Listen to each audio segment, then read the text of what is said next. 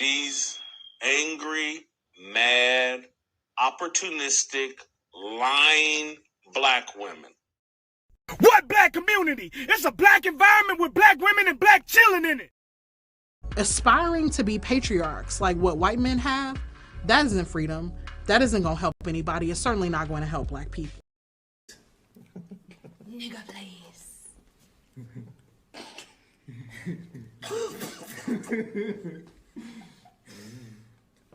Serious.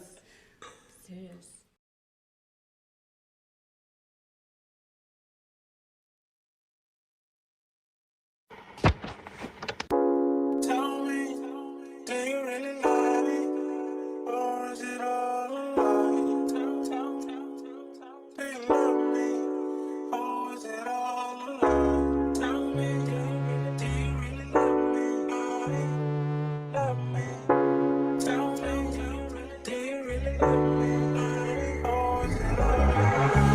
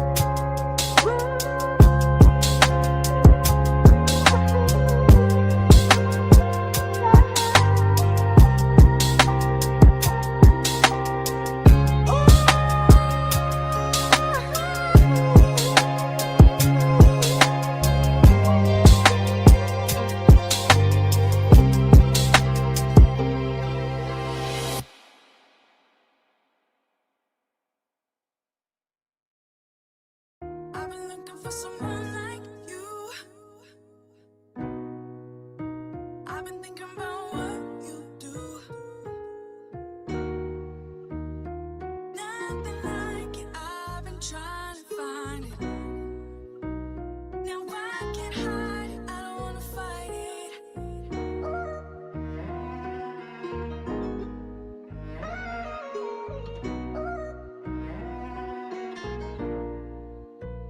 So be.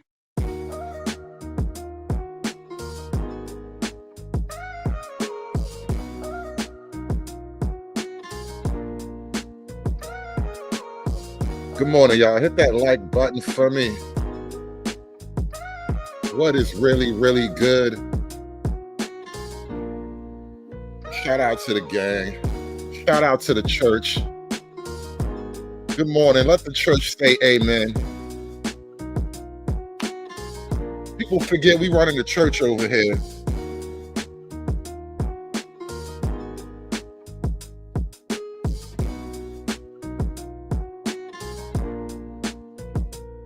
You know, the other day, this girl, I think it was Reese in the chat. Reese, you know, Reese hate me, but she loved me.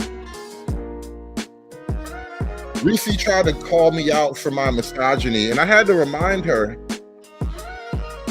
you can't criticize me for my faith.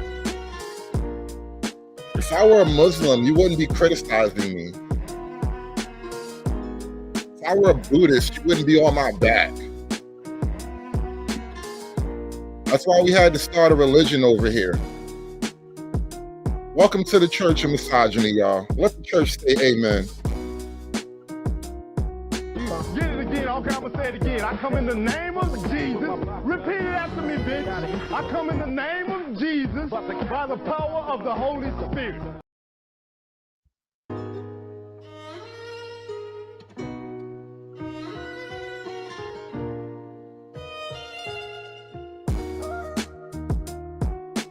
Shout out to the early birds in here, man. Shout out to my man KM with the $4.99. And then also, thank you for supporting the show. My man Rational B with the $2. Christ is God, amen. Christ is Lord, amen. I had to hold it down for the Christ Bros the other night too. I was on Witch Doctor's panel. They were bad talking the faith. I had to spit some knowledge for the Christ Bros. Shout out to the Christ Bros out there. Sometimes you just gotta rep your set, you know.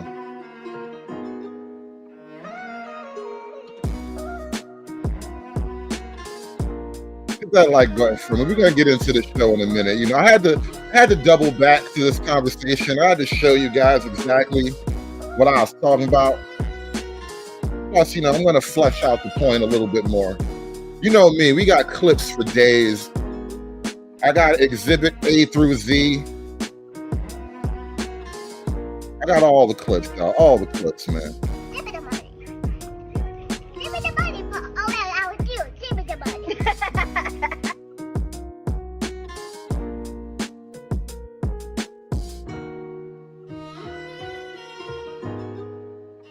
Shout out to my man Red. Seventh Day Misogyny. I didn't even know we were branching off into denominations already. You know your faith is strong when you can stand to branch off into denominations, man. Misogyny is a faith unto itself. It really is. You just gotta believe, man. Ain't nothing like the power of belief. Anyway, let's get into the content. Shout out to Israel Mills. You know what's so funny? I thought Izzy edited me out of the show, and I was prepared to leave him a nasty comment on the video, which I did. Well, it wasn't really nasty. I just said it was lame. But then I realized I was in the wrong place. I found the clip, so I had to erase that whole comment. You know, so my apologies if you read the comment before I erased it. It was only up there for like 2 minutes though. But shout out to Izzy for actually keeping up the exchange in its entirety. Because I noticed that Izzy, you know, once or twice, I noticed you be editing me out when I be in my glory. You be trying to keep me from being great. I don't appreciate that. Let me be great. Even if I'm mad at you for a minute, even if I'm dissing you, let me be great, bro. But shout out to Iz though. I mean, Thanks, man.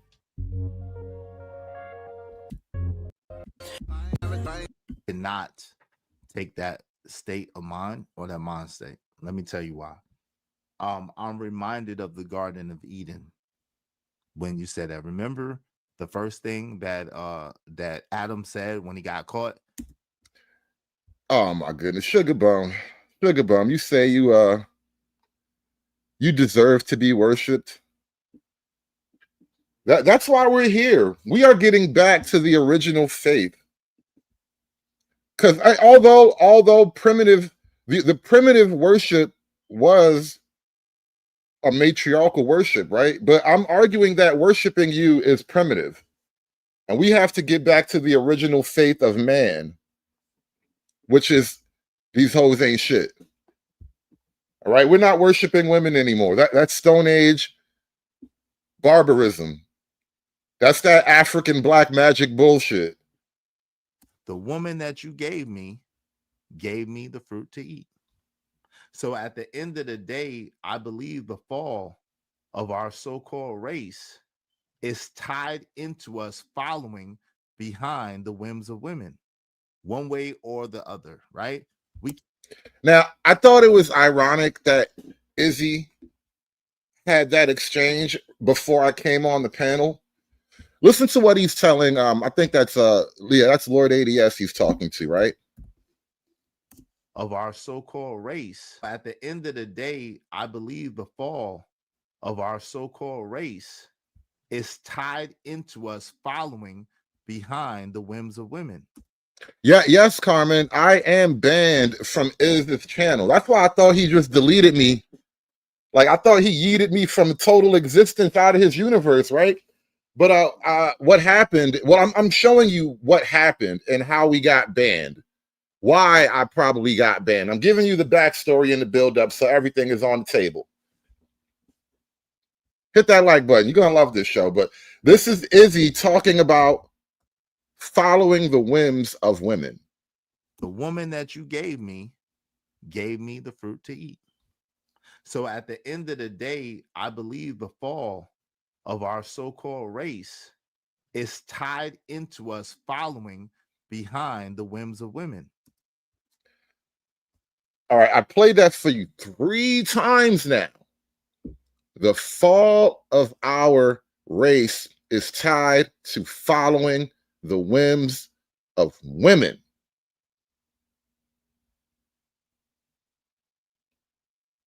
Now, that is an hour and 18 minutes into the show he did, right? Now, at 3 hours and 44 minutes, here comes boss level Hoodservative. What's up, fellas? How you doing? What's good? Hey, yo, Hood, what say you? And then Coach Ferg, after Hoodservative. And then Robert Watkins, welcome back to the show, Robert. Go ahead. All right, so it seemed like 2 different conversations kind of weaving in and out of each other. There's the Lily thing unto itself. So she did the blackface thing, and I'm not offended by it. I covered it. I laughed at a lot of it because, you know, racial comedy is still comedy, and black folk have no problem throwing the stones, but they get all sensitive. Like when Drewski did a whole white paint, Drewski put his whole body in white paint. He did a wigger, and he did a country boy redneck, and it was all laughs. Nobody cried. So I'm not gonna do the racial outrage when there's so much hypocrisy at play here. Well, time out. Let's say the Drewski. Let's slow that down a little bit, because when Drewski did it, Drewski wasn't saying that those people are disgusting and they are equated to the devil and to witches and stuff like that. Drewski did it. He did it. He was amongst them. He was hanging out with them. He was celebrating them, and he was having a good time with them. He didn't say anything derogatory. Hold on. He didn't say anything derogatory about them at all. And he just was doing his thing. But like, that's a big, you don't see the difference in that and this woman saying she's going to emulate the most disgusting this that there are on the planet, and all. There's no difference. Well, when he did the what was it, the redneck guy, I mean, he made a racist caricature of white people. Like, he did a whole little racist skit to make it clear, like, this is who I'm showing you, that white people are these redneck racist people. And so, like, dude, you guys want to throw race jokes around, don't get all bent out of shape when the jokes come back. That's all I'm saying. And that aside, though, because I don't necessarily care as much about it, so that wasn't the point of the comments I wanted to make. In a larger sense, though, there is a social shift happening, and that was kind of what I was focusing on my. Oh, and shout out to Chocolate Bunny. I saw you earlier in the chat right before we fired up. Let me throw this at Chocolate Bunny because you asked for it. I got to give it up to you. Got to get an early hose mad for Chocolate Bunny.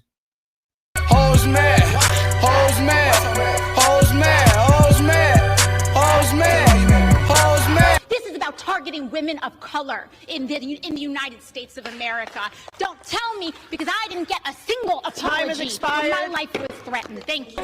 Hose mad, hose mad, hose mad, hose mad, hose mad, hose mad, hose mad.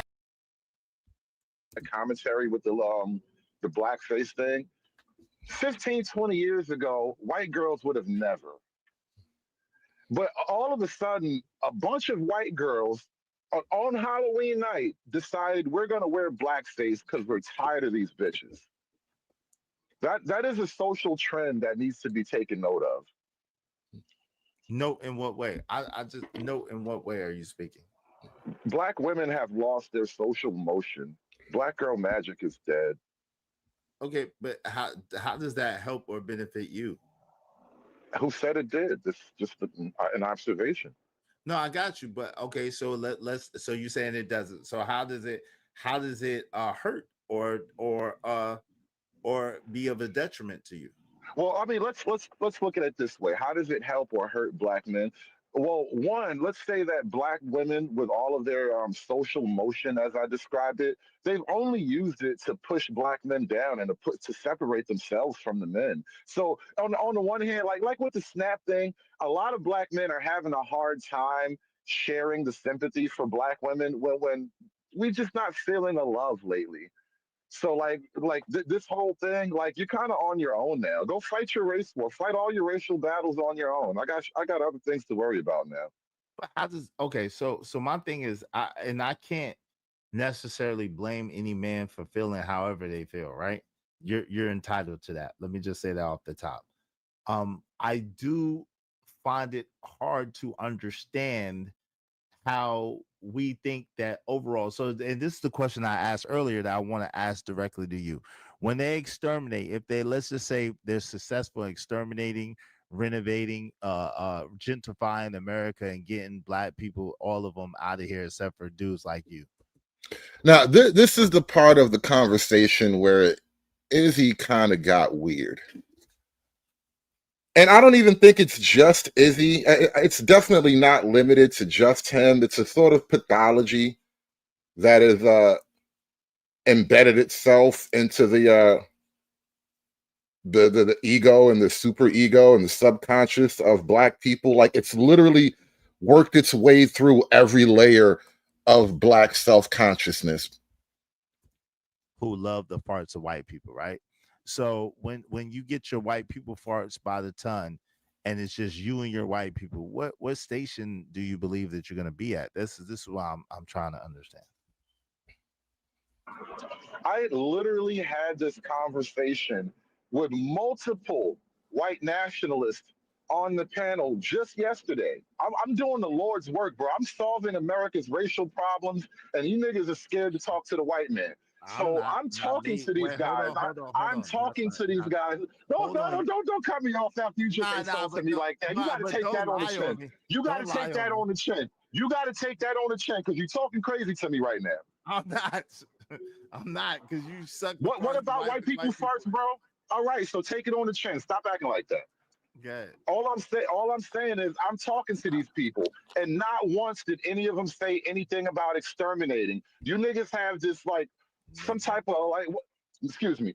A lot of black people have this weird sort of like snuff fantasy where you just fantasize that the white people desperately want to get rid of you. A lot of you niggas desperately fantasize about being oppressed, bro. And it only occurred to me as I was talking, because you know sometimes you just, thinking as you're talking your way through something. And it really is like a weird it's a pseudo sexual fantasy of being oppressed by the white man. It is very much like a BDSM type of mental framework you're operating from. Oppress me harder. And at no point in American history did they ever move to do that. They tore themselves in half over freeing you, Nimbus. Izzy, you can't keep talking free dumb shit. Wait, hold on. Yo, let the brother Well, talk. what was the American Civil War? How many white casualties were in the American Civil War? So my thing is like not once did they ever move to do this kind of thing, but you constantly fantasize about it. It is a snuff fantasy that you keep having, and when you ask them, most of them are like, dude, we don't really care that much about you. We just want you to stop chimping out every time we encounter you in public. Like, my name is next to all the things he's saying. Well, hold on, brother. What are you saying? Like, listen, I have a bounty. Hold on, Robert. Listen, we don't try to. Tell me I'm not lying. Think about what I just laid out to you, and think about how black people constantly talk as if the plantation is just around the corner, as if white folk are in their garages and in their basements right now pouring baby oil on all their whips, right? They're just getting ready for the day. They're gonna crank on that purge siren any day. Like, you niggas really do have a weird 50 Shades of Oppression snuff fantasy in your minds, bro. We need to call that shit out. It's low-key gay. Tell people's speech other than No F-bombs, no trigger words or doxing, right? Other than that, people are able to express themselves and we're having a conversation. I definitely don't agree with Conservative. But if you don't agree with Conservative and it tickles your sensibilities, I do have a bounty and you can pay to get them up out of here. That's how it is. Yeah, Jay Lewis said, Ninja, you are not the Nick. whole day for him. I asked you this before. Oh, let's just say detriment. Okay, so how long do you want? If you want to bounce, here's the bounty right here. Hey, Red Illusion in the chat. You are enjoying Izzy revealing his weird 50 Shades of Oppression snuff fantasy. You are enjoying this way too much. Red Illusion says, I'm well armed and lubricated like Diddy. You see, this is the type of shit that your weakness encourages, all right? I need you to understand something. Black men, your weakness only encourages more of this type of shit, all right? When you act like bitches, they treat you like bitches. Like, there it Why is, don't you brother. just move my icon away from his so he can feel comfortable? Okay, there it is. But not make me comfortable because you still got a ninja thing on. I don't even know what that is. I don't know what you look like. You're strange. Hold on, but it's an avatar. You might be AI. I don't know what you are. I got you, but it's on. It's, hold on, real quick. It's on the panel. It's right there. So it's on. You can see that's the going prices for everybody. That's cheap, yo. I got them. Don't worry about it. 20. Okay. So but anyway. Right? Oh yeah, I got you. Yeah, kids, it's right there. Yo, but Hood. In the meantime, this is the thing, Hood. Right. So my thing is this with you, right? How can you promote other people besides the people who come from you? Like how do you promote people outside yourself and exalt them over yourself? I've asked you this question several times and I've never got an answer from you. I don't understand it. Why would you rely on other people to give you anything or to supply you with anything? Hey, Sugar Bum. I see what you did there. I see what you did there. You lucky I put I put an embargo over you. I'm not letting anybody harm you over here. You're in a safe space over here, Sugar Bum, but I want you to know, I see that bullshit that you be doing. Don't think because you all comfortable, I don't notice what you be on. And you can just be self-sufficient and have a self-reliancy on the people you and your tribe and build up, and then you don't have to worry about anybody else controlling you. That is a nonsensical question, and it's not related to anything I just said. Why do you people think you're going to be exterminated? Who's you people? And first, you just said that. You just said that right before I started talking. You were talking about, well, what happens when they exterminate everybody but you, Conservative? That was literally your pitch to me. Why do you fantasize about being snuffed out? Why do you people have this weird fantasy where the white man with his big, giant, hairy Caucasoid knuckles, he grabs your throat and squeezes so hard like you can smell the salami and the garlic on his knuckles, but you can't say anything because you're slowly losing consciousness as this white man just twists the life out of your little black. Why do you have this weird girl fantasy? It's like women's smut literature, bro. You have this weird fantasy of the white man choking you out. Look, Sugar Bum is into it already. This is how I know you niggas got a weird kink problem, because Sugar Bum is into it. The Sugar Bum, this is why we keep you around. This is why we leave you up in the front window. I don't fantasize about anything, right? So at the end of the day, death is the only thing inevitable, but I don't fantasize about anything, right? At the end of the day, my question to you, my question to you, right? My question to you is why, and you just totally bypassed my question and tried to impose your own question. So I need you to answer my question first. When you get this utopia of whiteness, and it's only you and your precious white people, where are you going to be at? What do you think is going to happen to you? Why are you not? That's never the goal. But again, that was not the goal. Nobody wants that. Nobody said they wanted it. I had 3 or 4 white nationalists on the panel. Bro, I had like the United Nations of white nationalism on the panel yesterday, bro. Really, it was like I had so many white nationalists on the panel. They started infighting among themselves. That's how diverse the whiteness was on the panel. And even with all of the whiteness, Anarcho Banker with the $5 super chat, he can sum it up perfectly. The white dream is to be able to trust all black people like neighbors, right? And Anarcho Banker, to that dream, I would limit that to Black America. All right. Don't extend that to the Haitians, the Nigerians, the South Africans, the Ghanaians. Don't extend that. Don't trust them new niggas over there. All right. Don't. I promise you. There's a reason why we beef with a lot of them niggas. Don't. No, it's USA all day. You know what I mean? Shout out to Anarcho Banker with the $5. Although the white dream is to be able to trust all black people like neighbors. Really, they just don't want you niggas chimping out every time you have casual interactions in public. Like, can you not do that? Nobody said that. You fantasize about that, and it's weird. I fantasize about so part of their manifesto is yeah, Izzy, you got this fantasy in your head of the white man tying you up in a dark basement and dripping his oppression all over your naked body as you just lay there impotent and there's nothing you can do as the oppression just washes over you. You have this really weird fantasy, bro. I think you need to talk to somebody about this weird oppression kink that you got going on in the back of your mind, bro. Shit's kind of crazy when you think about it. Like, when I say it out loud, you hear how weird it is. But when you say it, you try to talk about it like, I'm a man. This is bro. No, bro, you have an oppression kink. Not to take back their country, quote unquote. Part of their manifesto is not to take back their country. Quote unquote. Black America is a part of their Black America is a part of their country. Even as I asked the white nationalists who don't like you niggas, you're a part of the country. And so like I've also heard to talk to white nationalists, and they said the only way they like they nigmas is subservient and serving under them.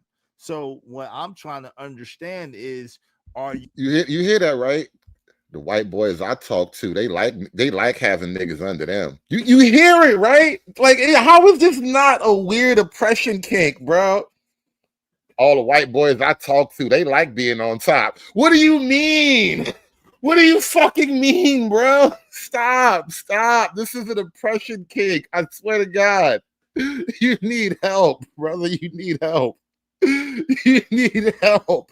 The church is here for you, Izzy. Izzy, the church is here. We gonna exercise these demons, bro. Get it again. Okay, I'm gonna say it again. I come in the name of Jesus. Repeat it after me, bitch. I come in the name of Jesus by the power of the Holy Spirit. Way they like they nigmas is subservient and serving under them. So what I'm trying to understand is, what position are you looking to be in this utopian society, this white utopian society that you fantasize about so much? As I understand it, nobody's asking for a subservient position. They literally just stop antagonizing white people all the time. How about that? You just live normal lives, and they'll live normal lives, and everybody be regular. How? Wait. That's literally what they ask when I talk to them directly. That's the gist of what they want as far as black and white is concerned. Because white nationalism really isn't about black people. How are you antagonizing? Yes.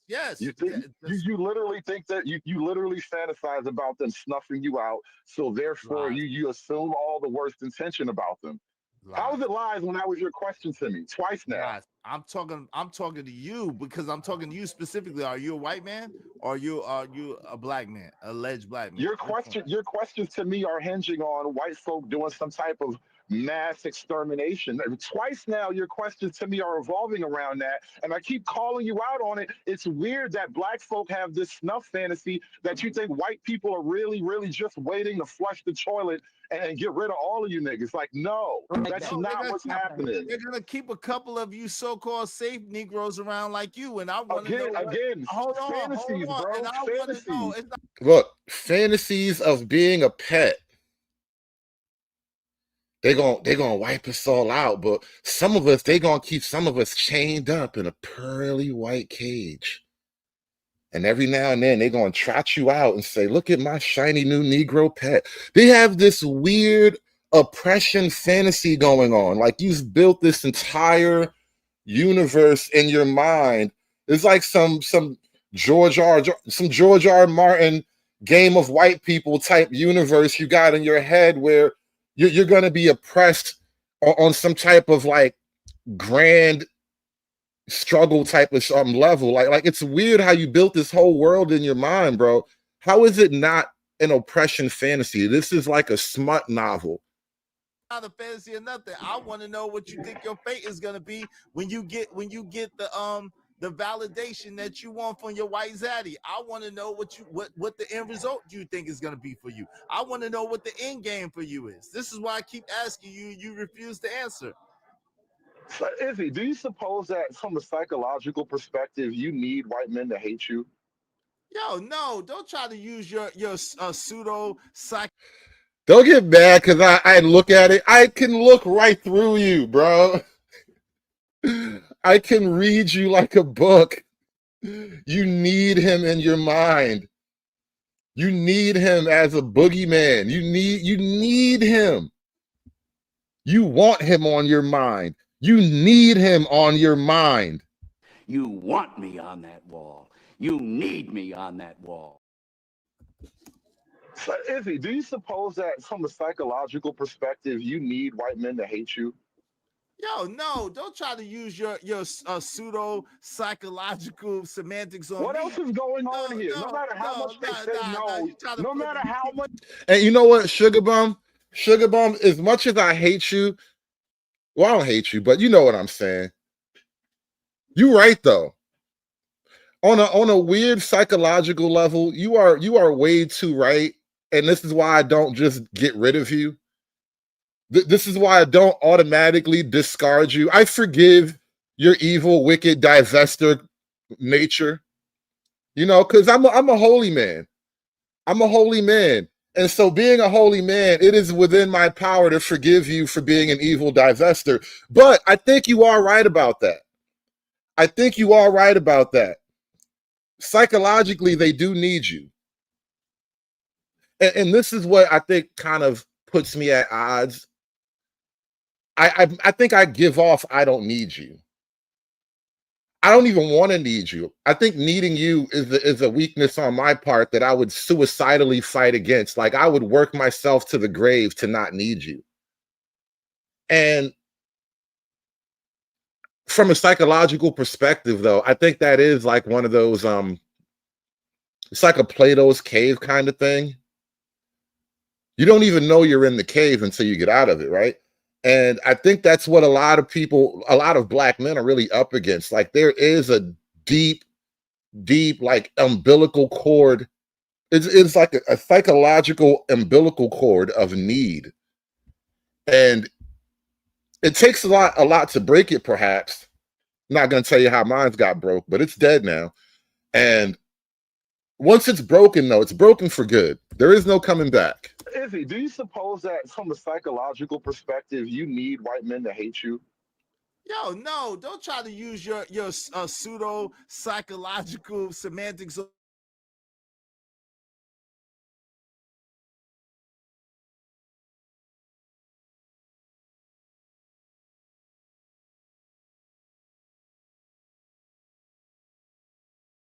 You know what, Sugar Bum?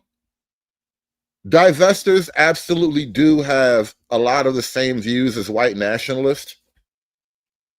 And I noticed that years ago. This is why I don't go off on all these hateful screeds against divestors, because although we are opponents on a certain level, Like I can't fuck with y'all. Y'all can't fuck with me. I'm willing to have that level of detente with white nationalists, right? Like I get that we're not necessarily going to be buddies. You know what I mean? I'm not going to be invited to your white folks don't have cookouts. White folks have barbecues, right? So I'm not necessarily looking to be invited to all the barbecues, but I don't necessarily hate you for your vision of things, right? And I get that about the divestors as well, which is why you're in a safe space over here. But don't get out of line now. It's almost like women who have, you know how girls have fantasies by, being accosted by a rich man, the 50 Shades of Grey thing? It's a weird fantasy, bro. There's something going on here. You refuse to answer. So, Izzy, do you suppose that from a psychological perspective, you need white men to hate you? Yo, no, don't try to use your pseudo psychological semantics on What me. else is going on here? No matter how much they say no, no matter how many times they tell you, no matter how often they will say nobody wants to wipe you out, you still have fantasies about being wiped out by a white man. It's almost like women who have, you know how girls have fantasies by, being accosted by a rich man, the 50 Shades of Grey thing? It's a weird fantasy, bro. It's a weird fantasy, bro. Stop having this fantasy. Yeah, now you look. Now I got you. Now you see how you really look. This is why I'm not afraid to call you niggas out, bro. It has to be done. That nigga gay, nigga gay. Somebody had to do it. I am the chosen one. Somebody had to do it. Listen, we got to break these psychological bonds, bro. All right, free your mind, Izzy. Free your mind. I've said this before, and I keep saying it again. Niggas hate the white man so much they would rather be gay. And I'm not even trying to say is anything like that. These are all jokes. This is not. Let's not go too ham. But from a weird psychological perspective, like niggas don't realize how far off the beaten path they have found themselves because they're on this weird blind racial hatred model. And it's like, bro, at some point you just got to stop and be rational and logical again. And because like if you keep going down this path, like where do you expect to wind up, bro?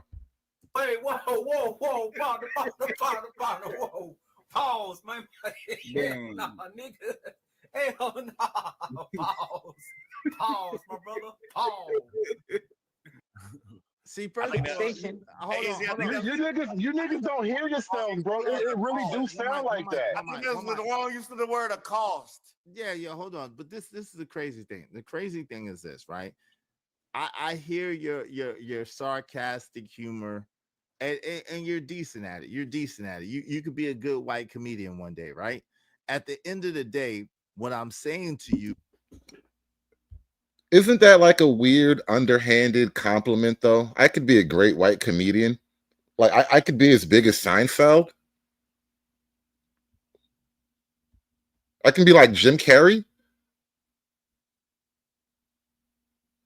I actually kind of like Rodney Dangerfield, no respect, I tell you. I like the old school. Is this history tells a different story.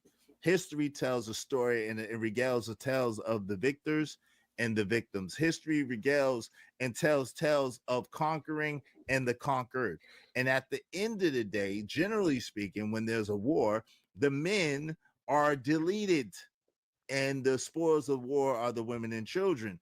But it seems as if they are making it seem as if our women are the wild stallions of the Arabian desert that cannot be tamed.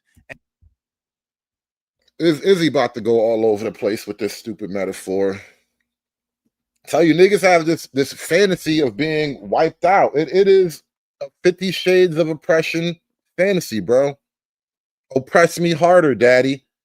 Shout out to Imperious with the $2, man. Izzy wants to be buck broken by Imperious. I wouldn't have necessarily read that out loud out of the chat, but because you put it in that nice colorful shade right there, it had to be read out loud. I'm going to say it again. Izzy wants to be buck broken by Imperious. Imperious, it would have been funny if you would have been up there to back that up, because I know you would have totally enjoyed that whole mental picture that I'm painting. Like, you niggas really do have a Dorian Gray fantasy of being oppressed out of existence by the white man. It's a weird racial pseudo-sexual fantasy I don't think you've actually explored. And then a guy like Imperious would have come along and make you feel deep shame and regret for all your weird kinks, bro. We are definitely kink shaming you niggas today. We are kink shaming today. That's what we're doing. We're kink shaming niggas. Shout out to Deacon Dave, member for 6 months. Hood getting banned before Imperious. Unexpected. Yo, think about that for a minute. Imperious, bro. Imperious, with all of your venom, all of your racial hostility. How many times does Imperious just come on the mic as a white man, no less, right? It's not even like I'm over here a black man with a laminated white card. He is a full-blooded white man. Caucasoid genetics. He's probably Nordic. This motherfucker's probably like a pale vampire in real life. He's so white. And how does he survive? But I get a $500 ban. Do you understand the psychology now? Do you understand what we are up against right now?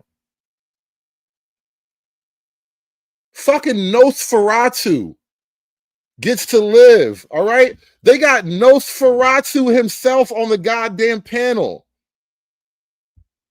And nobody wants to ban Nosferatu.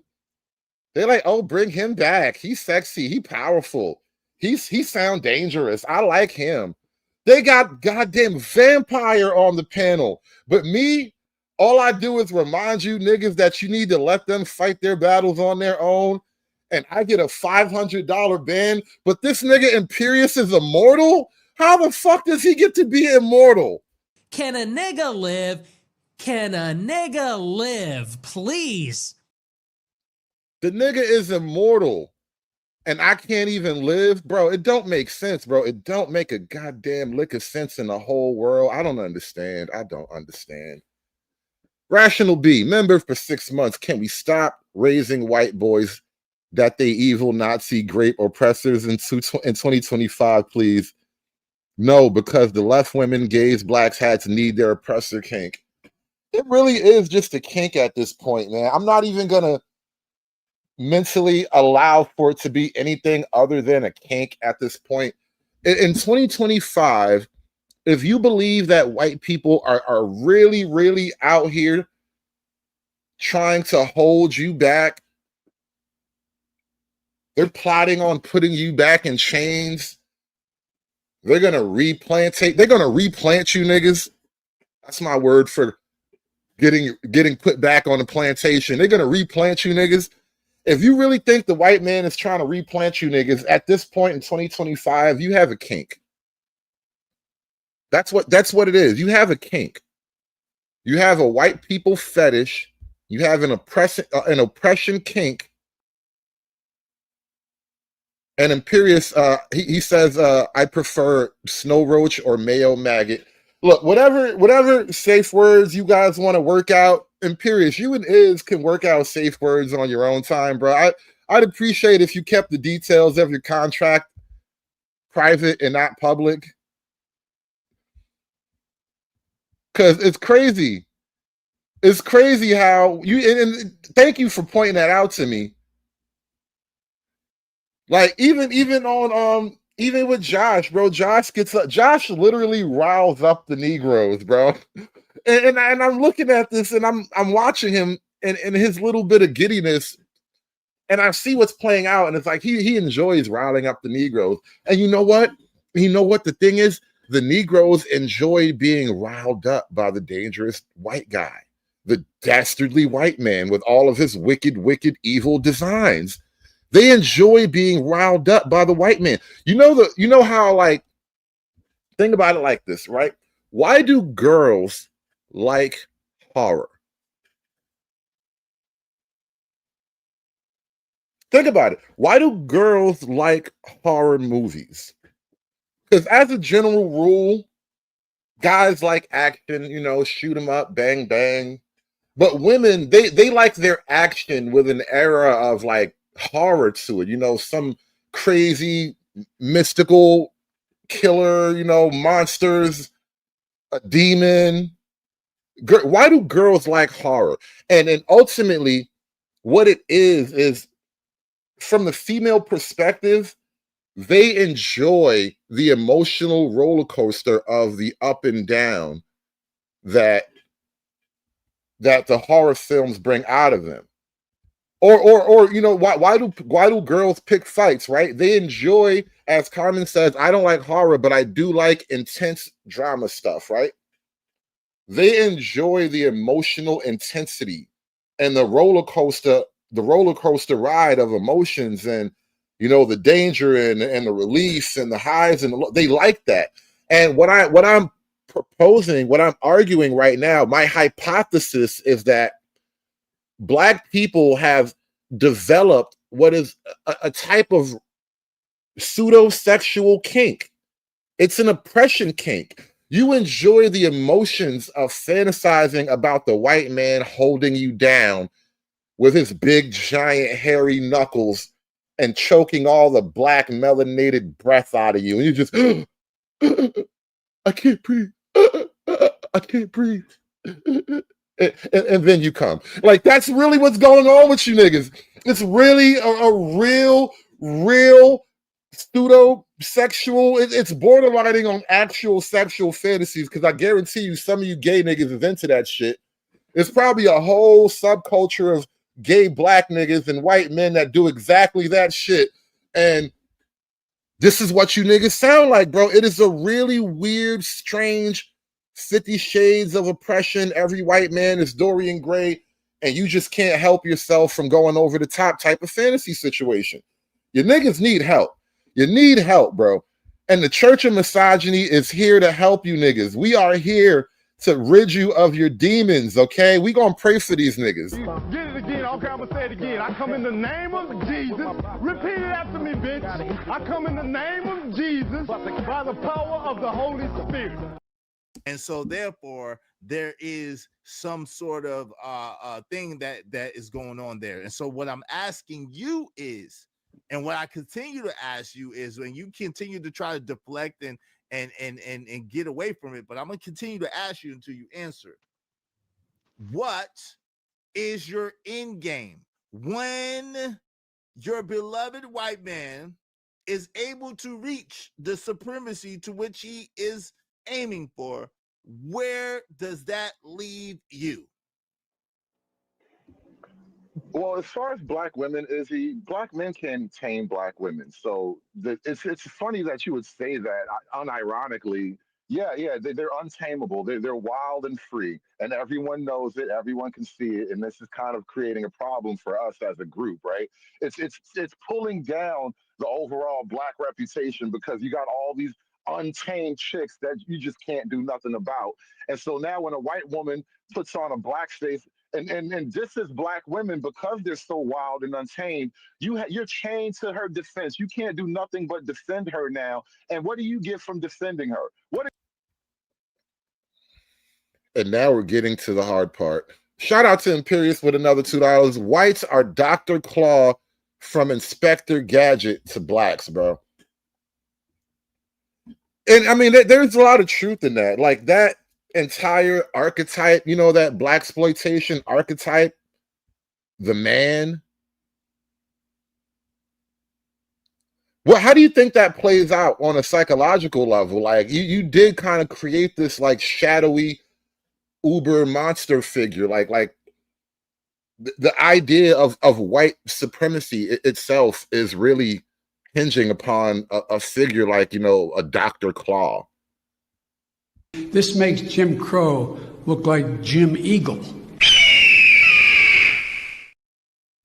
And this is Black women, because they're so wild and untamed. You're chained to her defense. You can't do nothing but defend her now. And what do you get from defending her? What are you getting out of this, Izzy? Yo, see, again, what's your end game? A white girl is teasing Black women. What do you get out of this? How much is your cape worth? How much? Now, Point of strategy here. Let me help you guys in case you find yourselves in these moments and you need to push through. You know, you're being attacked. The forces of the matriarchy are aligned against you. Don't retreat. Never give them your back. If you're gonna die, die on your feet. When they ask me, when Izzy is asking me, notice how this works, right? Every time Izzy is trying to ask me, oh, you like white this, you're on the white that. Don't give in to the attack. Stab him with his own knife, bro. Shoot him with his own gun. I'm gonna choke you with your own goddamn hands. This is how you play the game. You accuse me of being under the white man. It's easy for you to say that when you live under the shadow of your mama's titty. Your whole life has been under a woman's titty, bro. This is black women because they're so wild and untamed. You're chained to her defense. You can't do nothing but defend her now. And what do you get from defending her? What are you getting out of this, Izzy? Yo, see again. What's your end game? Yo, A white girl is teasing. Yeah. That's how you play the game. And this is how you know ultimately these niggas ain't got shit to stand on. It ain't so fun when the rabbit got the gun, is it? Because when I get the gun, I'm gonna shoot you with it. I don't know what you thought this was about. You let me get the gun, I'm gonna shoot you with it. That's how this works, bro. That's what we do over here. It ain't no fun when the rabbit got the gun now. What's your end game? Give me the money. Give me the money, but I was cute. Give me the money. Really, what's your end game? What is the end game of caping? What's the end game of black girl magic?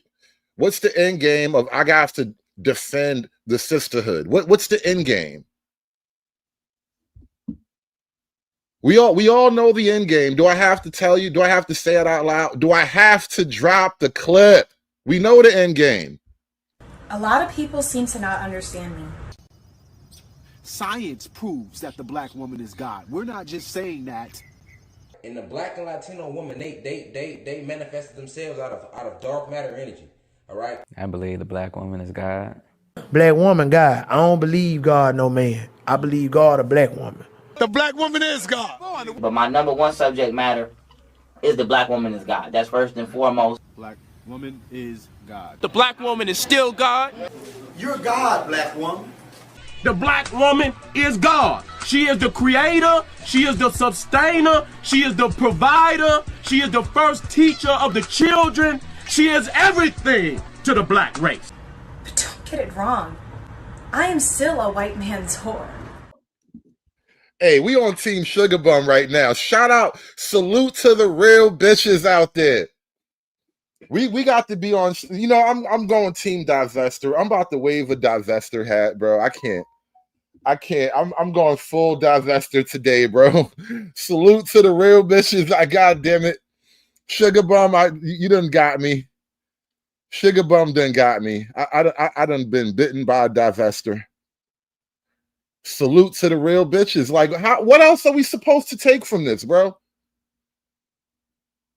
Who are the real niggas in Black America? Good women are dead. Evil bitches, rise up!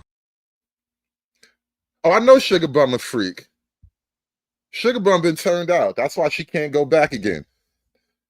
Black women, what do you get out of this? How much is your cape worth? How much? Go on, jump. No, I don't want to jump. Yes, you do. You smoke crack, don't you? You smoke crack, don't you? I know your attention span is that of a gnat. How much is your cape worth, Izzy? How much is your cape worth? How much is that nigga on that nag? How much is that puppy in the window? Rational B with the 2 ball. Get out movie poster when you say oppression kink. Bro, think about the movie Get Out. Think about the movie Get Out. Was that not an oppression kink? The whole movie was basically a snuff film. And this is how, like, from a psychological perspective, like, he is showing you like the deep, dark inner psychology of black people. That is how they imagine white folk, right? It is literally a kink, bro. I'm not just like freestyling. I'm not just trying to, grandstand on is or whatever. Like, and this all came out totally natural on the spot. You never heard me work out any theory like that before. The last theory I tried to work out was about atoms never touching, and you guys didn't really care for that level of wisdom. No matter how literal or metaphysically true it was, you were like, eh. And so I haven't really gone on it to a lot of theorizing lately. I've been keeping it to myself. But then I'm just over there naturally just having a conversation, and I just start, the philosophy hit me, and I was like, wow, these niggas have a kink. Y'all some kinky ass niggas. Ew, these niggas is kinky. I couldn't believe what I was listening to, bro. You's a kinky nigga. How much? Go on, jump. No, I don't want to jump. Yes, you do. You smoke crack, don't you? You smoke crack, don't you? I know your attention span is that of a gnat. How much is your cape worth, Izzy? Oh, I know that your attention span is that of a gnat, and I know that you're used to talking to mentally inferior people. But I assure you, my friend, you's a kinky nigga. These niggas kinky.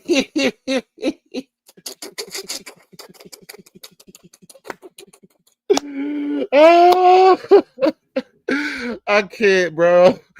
I can't with these kinky ass niggas. Kinky ass nigga, you a fan? Kinky ass nigga, you a fan, bro? Stop. These niggas kinky. It's a kink, bro. I'm telling you, it's a goddamn kink at this point. I know your attention span is that of a gnat. How much is your cape worth, Izzy? Oh, I know that your attention span is that of a gnat, and I know that you're used to talking to mentally inferior people. But I assure you, my friend, you're not talking to one right now. So again, I'm not that distracted or nor emotionally charged to answer your question when I've asked you the same question for the 5th time now, which you continue to deflect from and you continue to evade. You like the daggone thing that goes like this. You like that thing, you know what I'm saying, that goes like this. You loosey goosey. You see this nigga got a fucking cheerleader up here. This nigga Robert Wales Watkins III. This nigga got a whole white people name. Robert Wales Watkins. Another kinky ass nigga up here dancing and shit. This nigga, look at all this kinky ass nigga up there dancing in the corner. I'm telling you, get away from me. Get me away from these kinky ass niggas, bro. Your question when Look at this kinky ass nigga. Look at him up there. Time now, which you this nigga doing the kinky dance, bro. And you continue to evade. You like the daggone kinky ass nigga. Like, you a fan. You a fan. You know what I'm saying? That goes like this. You loosey goosey. You're not answering the question. Nigga bouncing around on the couch. These kinky ass niggas, bro. Stop. Flip it back on me. So I will ask you. Get me away from these kinky ass niggas, bro. Lord help me. I need to be saved, bro. I can't. And it's all for the good. It's all for the good. Because you know what? It costs $500. A woman had to pay it, but I don't need to be around these kinky ass niggas. Now that I finally revealed, the heart of the matter. He said he like a snake trying to mesmerize me. I think it was doing a snake charm, no. I tell you, all them kinky ass niggas, man, y'all gotta get away from me, man. We don't need this shit, bro. We don't. Because you're not trying to have an earnest conversation. There's several gentlemen up here that would like to get into this conversation. Well, Izzy, if you're gonna ask me intentionally inflammatory questions and pretend you're being straight up, stop it. How much is your cape worth? How much is Keisha paying you right now for this job you're doing? Yeah, okay, so real quick. Hold on. I'm being respectful. I'm being respectful. Ryder, you cannot skip. There's people before you, brother. Hold on. I'm not trying to. Yo, man, I'm not. There's people before you, fighter. I'm trying to tell you to hold on and listen. That ain't gonna work with me. Yo, Coach Ferg, what's going on, brother? How you doing, man? What's up, Izzy, man? What's up, everybody? How y'all doing? What's good? What's good? Listen, I came in while I was listening, and y'all been to 4 or 5 different little topics. I don't know. Hold on. Look at this Sugar Bum. Sugar Bum said, "I'm happy hood banned. Now it's not only me."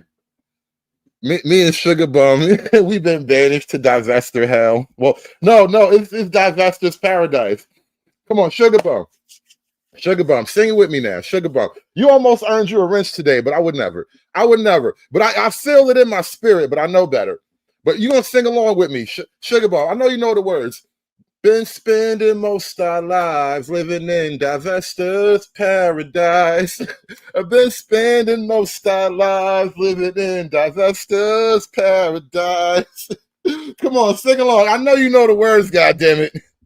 I know you know the words. We've been spending most our lives living in Divester's paradise. Who that was, but someone asked the question about how, as a man, how do you sort of remedy some of the things that you did wrong? Who said that? Is it?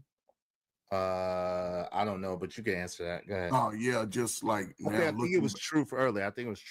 Looking back on things he's done, and I'll say this right because it was Jeff. Okay, Jeff. I thought it was no, Truth. Jeff was answering it, I think, right? It's true. It's true. Ask that. Go ahead, but you can go ahead. Go, Coach. It was unique, right? Because I, in my 20s, the women were a lot different. Y'all, the mamas and the aunties were a lot different, right? They actually had a lot of cooperation and they understood the value of brothers.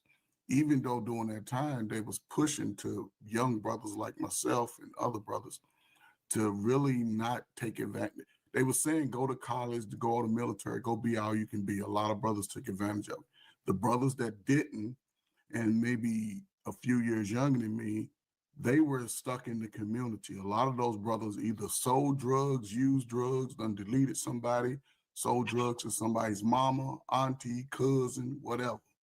And it left a lot of the women uncovered. A lot of young teenagers at that time uncovered. A lot of young brothers uncovered. Brothers started just going into a sagging pants lifestyle. It was, and the issues that correlated then 35 years ago, you seeing it play out in real time today.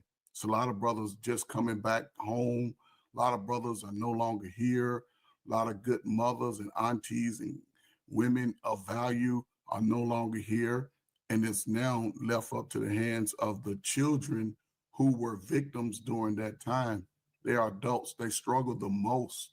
You see it across mentally, physically, financially, and there's a lot of victim blaming because now, today, in a modern America, it's a lot more information available about the greatness of us. They've always tried to push that our lives started with slavery or Avery, whatever word you want to use, right? But we were greater than that tenfold. The people who could barely, who wasn't given opportunity to read, those were the smartest of our generation in the history. See, Black people today know a lot of, and this is where, again, I speak for brothers. We fail because in our earliest manhood, we don't go out and capture life. You have to venture the world as it is, your neighborhoods, your states, the country. You have to venture and you have to build a skill, something. If you're not building a skill at 40-something years old and you just been a worker bee, you'll never achieve the level that you want unless you make a change immediately. But here we are today. More information is available. People still are not taking advantage of it. We have sons and daughters. The women have the same uniform on since BAPS. Remember the movie BAPS? That's been the same uniform. And the quality emotionally and physically has gone down. So now brothers are at a space now where they're starting to recalibrate, and a brother must recalibrate, especially in America. It's a great opportunities for young brothers. You 40-year-old ass niggas, y'all Shout out to all the recalibration going on. There's a lot of recalibration happening right now. We need that. Niggas get out these young niggas' way. You don't listen. And I'll say this, and I'll shut up. If you know you done did some dumb shit to the community and you hurt some good families, go back and apologize to those people. Other than that, man, I don't know what you're gonna do. Stop listening to other people tell you how to get a woman and how to get your money. You better go get it or shut the hell up. Trying to put on a belt. All right, yo, okay, yo, Fighter, what's going on, man? How you doing? You there, Fighter? Okay, yo, so Hoodservative. So are you ready? Are you ready to answer? Are you ready to answer the question, brother? Are you ready to answer? Are you gonna insult me and pretend you're not? Yo, listen, I'm asking an earnest question that I really would like to know. Hold on, real quick. My intention is not to insult you. My intention is to understand. And if you're insulted by the question, I don't see how you could, with the hard stances that you take on a day-to-day basis, I don't understand how you could possibly be insulted by the question I'm asking. I would think that you would be proud to let it be known what your agenda is with your beloved white man.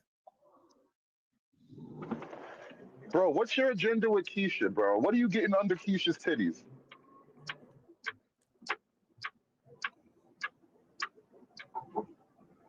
What are you getting under Keisha's titties, bro? Like standing under the shadow of Keisha's tit. What is it doing for you? I wouldn't know because I'm not under Keisha's titties, so I've never Okay, dated. so are you gonna stop? Are you gonna stop? Because we can do this. We can just do this stupid shit back and forth until you run out of airtime. No, I'm not gonna run out of airtime. You muted Fighter. Yo, 7 wave in the back and Blanca wave in the back. So I know it's y'all, man. All right. So this is the thing, man. So what part of that would you like to answer? Because I cannot understand how you could justify finding humor. First of all, it wasn't funny at all. Like it wasn't even funny, right? Secondly, the fact that it wasn't funny and it was a poor taste and it's a lowly white woman that's not even worth a hill of beans smash, right?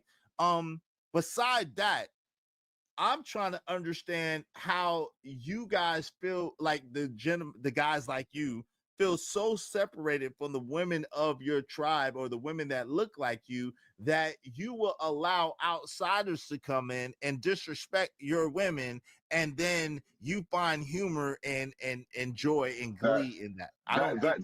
That's literally the price of separation, brother. I can hear you now. If you as women want to be from under the cover of your men, then don't come to me when some white girl put blackface on and make you look foolish. You're not under our cover, remember? Strong and independent, remember? You niggas ain't shit, remember? And so now that you want all your black solidarity, well, what do you want it for? You didn't want it when it was there, and now all of a sudden I'm supposed to play black solidarity? No, Izzy, you got to stand on the business that they gave you. Black women have been leveraging feminism against black men directly. And now that black women have a problem, they want black men to come run to their rescue because racism. How is it that you've been using your feminism against me, but now that you find out you're facing a racism, you want me to now fight for racism? And I've been talking about this shit ever since George fucking Floyd. Ever since George fucking Floyd, I noticed it. You niggas will be fighting feminism. You will be making all your arguments about women this and women that, and you will be 1,000% right, and then you will lose the plot because racism. My white man, they gonna put us back in chains. They hunting us. What you gonna do when the white man get rid of us and you left under the white man? What's your role in it? This is what you niggas do all the time, every time. And this is why I did a whole show. I'm queuing up for it because the internet gives me endless ammunition for this. But a couple weeks ago, I did a show blinded by the white. And we have to come back to it because this is how it is. You niggas are perpetually blinded by the white. There's so many other issues and pertinent problems to address, things that you can talk about, things that you can probably solve with a lot more effort, with little effort, with less effort than fighting white supremacy, right? There are things that you can do, but you won't. You can't even look at it. You can't even see these things because you niggas are blinded by the white. You know, Ketanji Brown, the Supreme Court Justice lady, she went viral, relatively viral the other day because she was having a hearing, Supreme Court, and I forget exactly what it was, but they were talking about, I think, the Voting Rights Act or something like that, and the lady basically compared Black America, Black people, to the handicapped. And it was a hell of a thing. Look, like, to compare Black folk to the disabled, like, that's a bold move, Cotton. I didn't think you would go there. I mean, I respect it. If that's how you're going to play the game, I respect it. But now that you've done it, don't be mad when people start to notice. Like, maybe there is something going on here. Because are you niggas blind? You know, being blind, being unable to see properly is a disability. You niggas are blind, bro. You niggas have been blinded by the white. Revved up like a deuce, another runner in the night. I love the classics, by the way. But goddamn, these niggas, they can't see anything other than the white man gonna get me. And you will be like so close to the truth. You will be just on the edge of greatness and glory. And you will snatch victory from the jaws. You will snatch defeat from the jaws of victory because you have been blinded by the white. And you know what? Long time. I don't think I've actually spoken to you on a panel in a matter of years. Shout out to Mr. Ike OG Amin. It's been a while, Ike. I had no idea you were lingering. Shout out to my man, Ike. Ike has become the sponsor of today's show. Where the white women at? Oh God. Really? He put a whole bean on it. When I die, I'ma go to Snow Bunny Heaven. Snow Bunny Heaven. Shout out to Big Ike. Big Ike the OG. Where the white women at? He got on his white tux too. He got on his white woman hunting gear. Shout out to my man Ike with the 100 ball. He put a bean on the white girls. A bean for Becky. These blacks. Shout out to Ike. He got a whole bean on Becky. Make it stop. Make the hurt stop, please. Like. Shout out to Big Ike, y'all. Smashing that super chat button. Sponsor of the show today. Big Ike the OG. Thank you so much, bro. Hulk! Smash!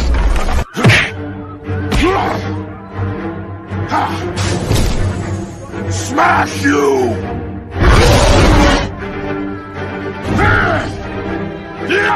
You make Hulk angry. You not like Hulk angry. Hulk no like fighting girls. Oh shit! Look at D4 popping up with the 20 ball. You rang, Ike? Hey Ike, you asked for a white woman and she appeared. All right, we working with something here. Goddamn, we working with something. Oh shit. You see what happens when you go to church, you filthy heathens? Talking to you, Izzy. You see what happens when you go to church? You kinky ass niggas. You need to go to church. Get it again. Okay, I'm gonna say it again. I come in the name of Jesus. Repeat it after me, bitch. I come in the name of Jesus by the power of the Holy Spirit. Shout out to my girl D4 with the 20 ball. Oh shit. Snow Bunny heaven out here tonight, y'all. When I die, I'ma go to Snow Bunny heaven. Snow Bunny heaven. Girls are here to be sexy for me. Throw it back on a nigga. And that's why you're gonna drop that ass for a nigga, because you were put here to drop that ass for a nigga.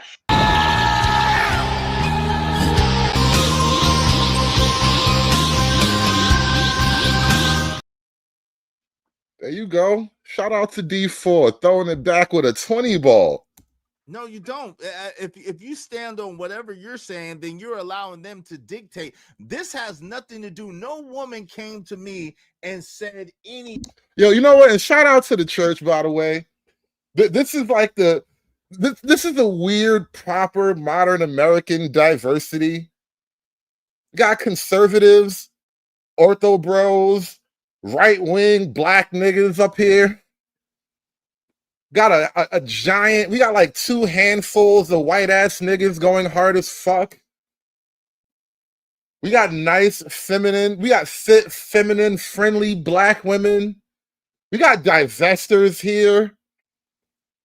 We got bunnies. We have strong, proud white women. We got healthy blondes and shit. Like, how is this not the most diverse team ever? It's really amazing when I think about what I've brought together under one church roof, no less. Though, shout out to the church, man. Give yourselves an amen. Everybody in the church, give yourselves an amen. Get it again. Okay, I'm going to say it again. I come in the name of Jesus. Repeat it after me, bitch. I come in the name of Jesus by the power of the Holy Spirit. Oh my God! Look at Sugar Bum trying to get some magic. She trying to get some magic. Sugar Bum is in church praying. God damn it! Sugar Bum is in church praying. You see what we do over here? I wish you niggas would stop doubting my methods. You know, you niggas don't have women. You don't have black women coming to your church and praying. Look at Sugar Bum in the chat. Where the white men at? Where the white men at? Sugar Bum is at the altar. She is at the altar praying. She is at the altar in church. On a Thursday, no less. She in church on a Thursday praying. We do the Lord's work over here. We do the Lord's work over here. What do you niggas do? Who you been with?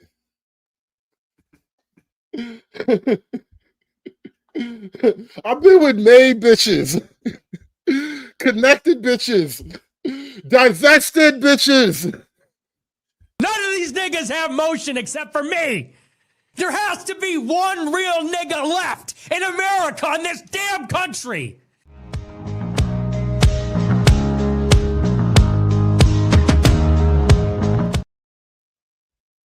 Anything about anything. Wow. Jay Lewis said, Jesus, Jiminy Crickets. Jay Lewis put 500 on your head. Hold on, I gotta show it. So it's no Tito tricks. Okay, come on, review. Hold on real quick. The sister put 500 on this is serious business. The sister put 500 on his head. Y'all can see it's a legitimate cash app. Hey, you're welcome. I'm out of here, y'all. I appreciate you, Hood. Damn.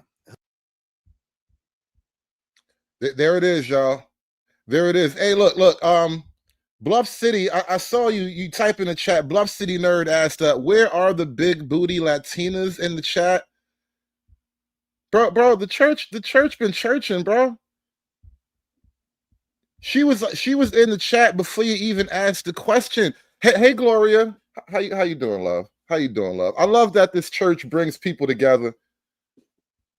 Gloria, I want you to know you are loved in this church. There is a place for you in this church. There is a man who is desperately looking for you right here in this church. Shout out to the Church of Misogyny, y'all. We bringing people together, God damn it. Hold on, I just saw something. I need to go back up a minute. Who was that in here? Imperious with the $2 super chat. Sugar Bum, I'm here. Let's make a Patrick Mahomes. Oh no! Look at what we doing. Look at what we doing. With a little love in your heart. Oh God! Oh God! Oh, I love this church, man. This is the best church ever. Get it again. Okay, I'm going to say it again. I come in the name of Jesus. Repeat it after me, bitch. I come in the name of Jesus by the power of the Holy Spirit. Look at this. We about to produce a whole batch of super babies. It's going to be gingers, mulattoes, super niggas. Going to produce a whole the next generation of damn, what's that? We're gonna create the Warhammer America. That's what this church is about. This church is about the future. We're creating the Warhammer Americans. You didn't even know we got a whole plan over here. We're creating the Warhammer Americans in this church. But let me run this back a second. I need you guys to look at it. A few weeks ago, I started putting boss level on my name when I joined the panels, and what would possess me to walk and act as if, you know, what would give me the ego to describe myself as something like boss level? Because, you know, the boss level is a video game concept. It's typically like, you know, the big bad guy that you have to fight. You have to defeat him to get to the next level. I'm like the troll on a bridge. More like that Viking berserker on the bridge, you know? Just me and my giant misogyny hammer. And I face off the army of angry black women and a bunch of these weird kinky ass niggas. Just me, just swinging this giant hammer of misogyny. And what I realized is that I am the one to defeat. I have become the one to defeat. Hey girl. Hey girl, listen. We're gonna have to take that private. We're gonna have to go somewhere else. I'm gonna send you a link. I'm gonna have to send you a plane ticket. Anyway, let me not. I be trying to focus. Carmen be trying to make me unfocused, y'all. Stop it, Carmen. Down boy. Anyway, back to the giant Warhammer. I have become the boss level. I realized, like, it started over on Bracey's channel. I realized, like, damn, I am like the storm over their little peaceful, kinky village. And they would do anything to get rid of me. And then over here now, the model has actually proven itself even more. Already know, Izzy, you got to stand on the business that they gave you. No, you don't. If you stand on whatever you're saying, then you're allowing them to dictate. This has nothing to do. No woman came to me and said anything about anything. Wow, Jay Lewis said, Jesus, Jiminy Crickets. Jay Lewis put 500 on your head. Hold on, I gotta show it. So it's no Tito tricks. Okay, come on from mute. Hold on real quick. The sister put 500 on this is serious business. The sister put 500 on.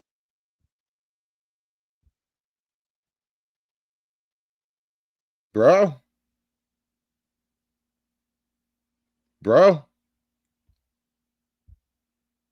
Boss level, bro.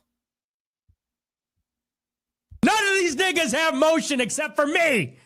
There has to be one real nigga left in America, in this damn country.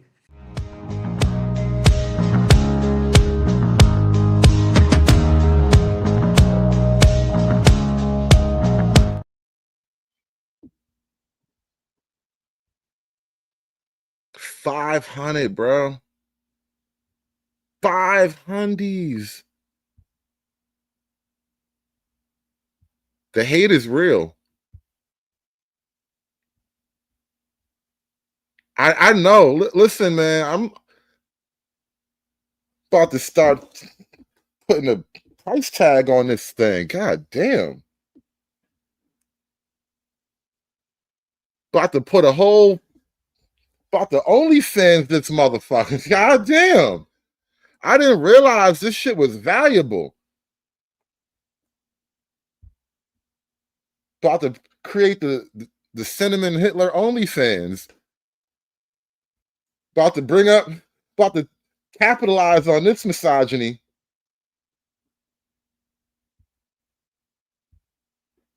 Hold on. Imperious with the 2-ball. He says, Sugar Bum, I'm here. Let's make a Patrick Mahomes. Telling you, we making the super babies up here, y'all. We making super babies. Shout out to Bluff City Nerd with the 5-ball. We got motion over here. Let's go. We're gonna run that back. We got all the motion. Boss level motion. None of these niggas have motion except for me. There has to be one real nigga left in America, in this damn country.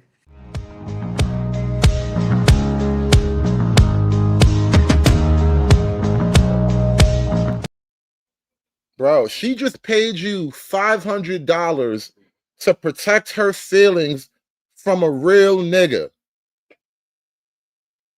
Think about that. It is right. She paid you $500 to protect her feelings from a real nigga. For $500, you can stand in the way of this bitch having to bust it open for a real nigga. That's all it took. $500. You put your cape in between me and this bitch, between her and a real ass nigga. For $500. For $500, bro, you got to defend her against a real ass nigga. What that say about you? Izzy, save me from this real ass nigga. Take my money, Izzy. Save me so I don't have to bust it open for a real nigga. What that say about you, Izzy? Shout out to Imperious with the 2-ball. Mine and Sugar Bear's kids look like Jeremy Meeks. Look, they up here planning a whole Candyland in the chat, y'all. This nigga Imperious is in his glory right now. This nigga building a whole Candyland plantation in the chat. Shout out to Imperious. Shout out to Imperious. Look. If he can impress the bitch, so can I. God damn it. This misogyny is boundless. You have no idea where this misogyny might take you. This is why you niggas need to check. This is why you niggas need to go to church. You have no idea what the power of misogyny can do to you. The power of misogyny compels you, you kinky ass nigga. Get it again. Okay, I'm going to say it again. I come in the name of Jesus. Repeat it after me, bitch. I come in the name of Jesus by the power of the Holy Spirit. Sugar Bum said, let's make a Drake. Oh my God. You people are getting on my nerves now. You people are getting on my nerves. All right, get a room. Get a private jet. Get away from me. You guys are getting on my nerves. She said, let's make a Drake. Oh, I'm over Drake. I've been over Drake. On his head, y'all can see it's a legitimate Cash App. Hey, you're welcome, Iz. I'm out of here, y'all. I appreciate you, Hood. Damn.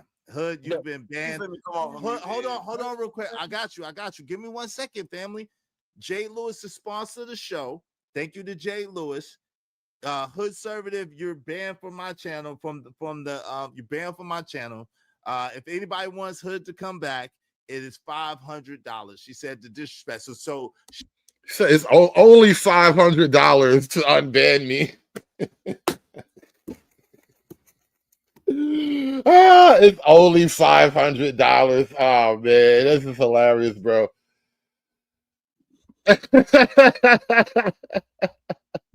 Yo, I'm sick of you niggas in the chat. Yo, this is the longest Imperious has never been openly like violently racist ever.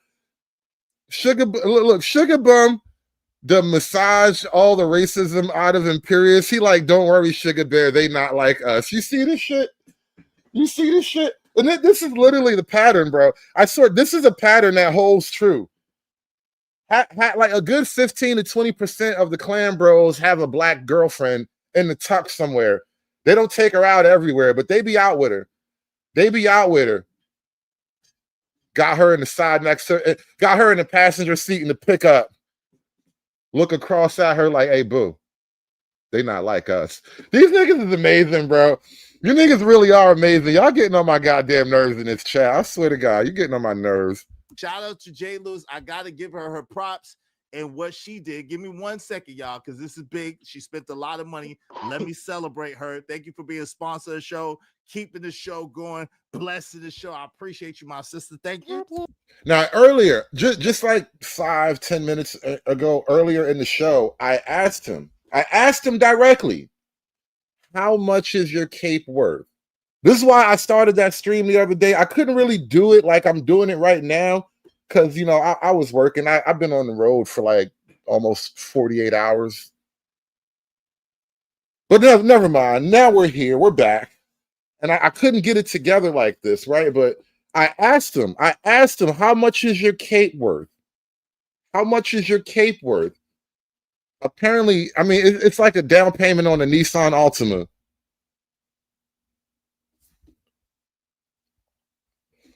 If I remember correct, I think that Jade Lady is actually a long-term, real-life friend of Iz.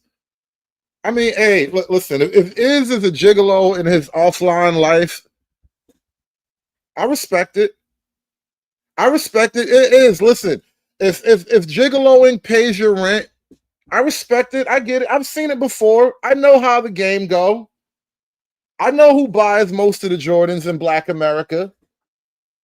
I know who buys most of the dope outfits that these niggas be wearing. I get it. I get it. I know who pays for like 35% of the entire fitted hat industry. I know. I know. No hate. We can still be friends. I can't be friends with you on your channel, but we can still be friends. If I say this out loud, how wonderful life is, 'cause you're in the world. I love you. I love you. I love you. I love you. I love you. Hide the money, y'all. There's poor people around. With your broke ass. Thank you very much. Now, you guys are coming up with a conspiracy in the chat. You guys are coming up with all kind of weird conspiracies. All right, first, you said she gave him the money. No, she said she probably make him give the money back after the show ended. And then Red says it was probably Izzy money, which that would be diabolical if he came up with this giant internet ploy to like ban me from the channel, but do it in a way that doesn't look dishonorable. Because that's essentially what the whole Bracy thing was about. Like, bro, if you don't want me around, you can just tell me flat out, like, look, fuck you, I don't need you here. You can just drop me, whatever. But he did some whole shit, like he acted like somebody paid to get rid of me, but he never shouted it out. He never said nothing about it. I'm like, oh, I'm just gone like that. And then he accused me of stealing and all that shit. He accused me of stealing content I'm making with him. Like, he really tried to do his Hollywood diva shit on me. Nigga tried to steal me a content that I'm making with you. I'm getting you paid on your show. Bitches are paying you to get rid of me on your show. You gonna accuse me of stealing content that I'm helping you make money of the nigga. The nerve of these fucking kinky ass niggas, bro. But like, yo, this is a hell of a conspiracy that you're trying to throw at Izzy right now. I don't know. I don't know that to be true. I'm just saying it's a hell of a thing if it was, though. That would be a hell of a thing if it was true. I don't think it's true, though. I'm just saying it played out live on air. I'm gonna take it for what it was at face value, but you know, strange things happen all the time. Niggas be doing all kind of shit. Niggas be simping in the most mysterious ways, bro. Shout out to Deacon Dave with the $2 super chat. Think about how you make her feel. I know, bro. I know. I make her feel bad. I am a bad person. Now, shout out to Chanel. I'll be arguing with her on which doctor's panel. I'm trying not to argue with her because she just says a lot of words, and that shit is aggravating. But Chanel said I'm just a bad person because, you know, I want the babies to starve and all that. We were talking about EBT and shit. And I'm like, yes, Chanel, I'm a bad person. So fucking what? Nigga, please.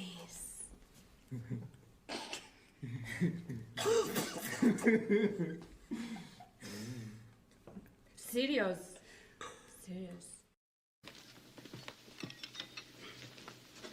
You need people like me so you can point your fucking fingers and say, that's the bad guy. Fuck you. You're all pricks. Hey, Sugar Bum, your children are not my responsibility. That's the simplest way to put it. I am not responsible for all the children of the world. Protecting the children starts with you. They literally fall out of you. Protecting the children starts with you. If your children don't have a father to feed them in your time of need, I'm chalking that up to a skills issue. Your vagina is on the fritz. The programming in your vagina is a little bit off. You see, look, Imperious knows how this goes. This is why you got to come to church and just let the misogyny guide you.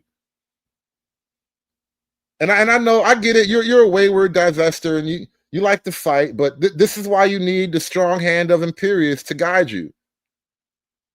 Sugar Bum, he says only y'all kids matter, all right? That's how you work that out. Only y'all kids matter. Imperious got you. Just give it up to misogyny, baby. That's all you got to do. Just put your hands together and just give it up to misogyny. Let misogyny guide you. Hide the money, y'all. There's poor people around. With your broke ass. Thank you very much again to Jay Lewis, who's now sponsors the show with the Big 5 Hundo. Please respect the money, gentlemen. Please respect the money. Thank you so much, Jay Lewis. I appreciate you. I appreciate you. I appreciate you. If anybody would like to bring Hood Conservative back, it's only 500 so Hood could come back. But that's the way we do it around here. It's only 500. Oh, hey, the price is the price, though, man. It is what it is. Yesterday's price is not today's price, man. It is what it is. Yesterday's price was like $100. Today's price is $500, man. Cost a lot of money to defeat the boss level conservative. You always gonna have to cash in some stamps or something now. The price done went up. Money talk and the bullshit walks. Go ahead, Robert Watkins, and then Fighter. You got Is Jay Lewis single? Is Jay Lewis single? Nah, you can't mess with Jay Lewis. Leave Jay Lewis alone. Nah. We don't want no way. Hey, go. Yeah, Izzy, no, he's out. Nah. I'm keeping that to myself right there. She belongs to me.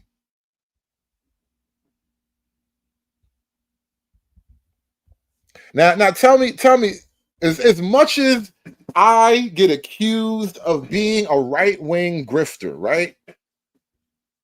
You niggas, you conservative niggas, you Republican ninjas, you right-wing niggas, you take money from the white man to talk down on black people. You take money from the white man to criticize black people. All right. If that's what you think of me, that's what you, even though I've been doing this from the grind. I built this church from the ground up, brick by brick, one misogyny at a time. I started my misogyny in the real world. I was on the corner with my misogyny.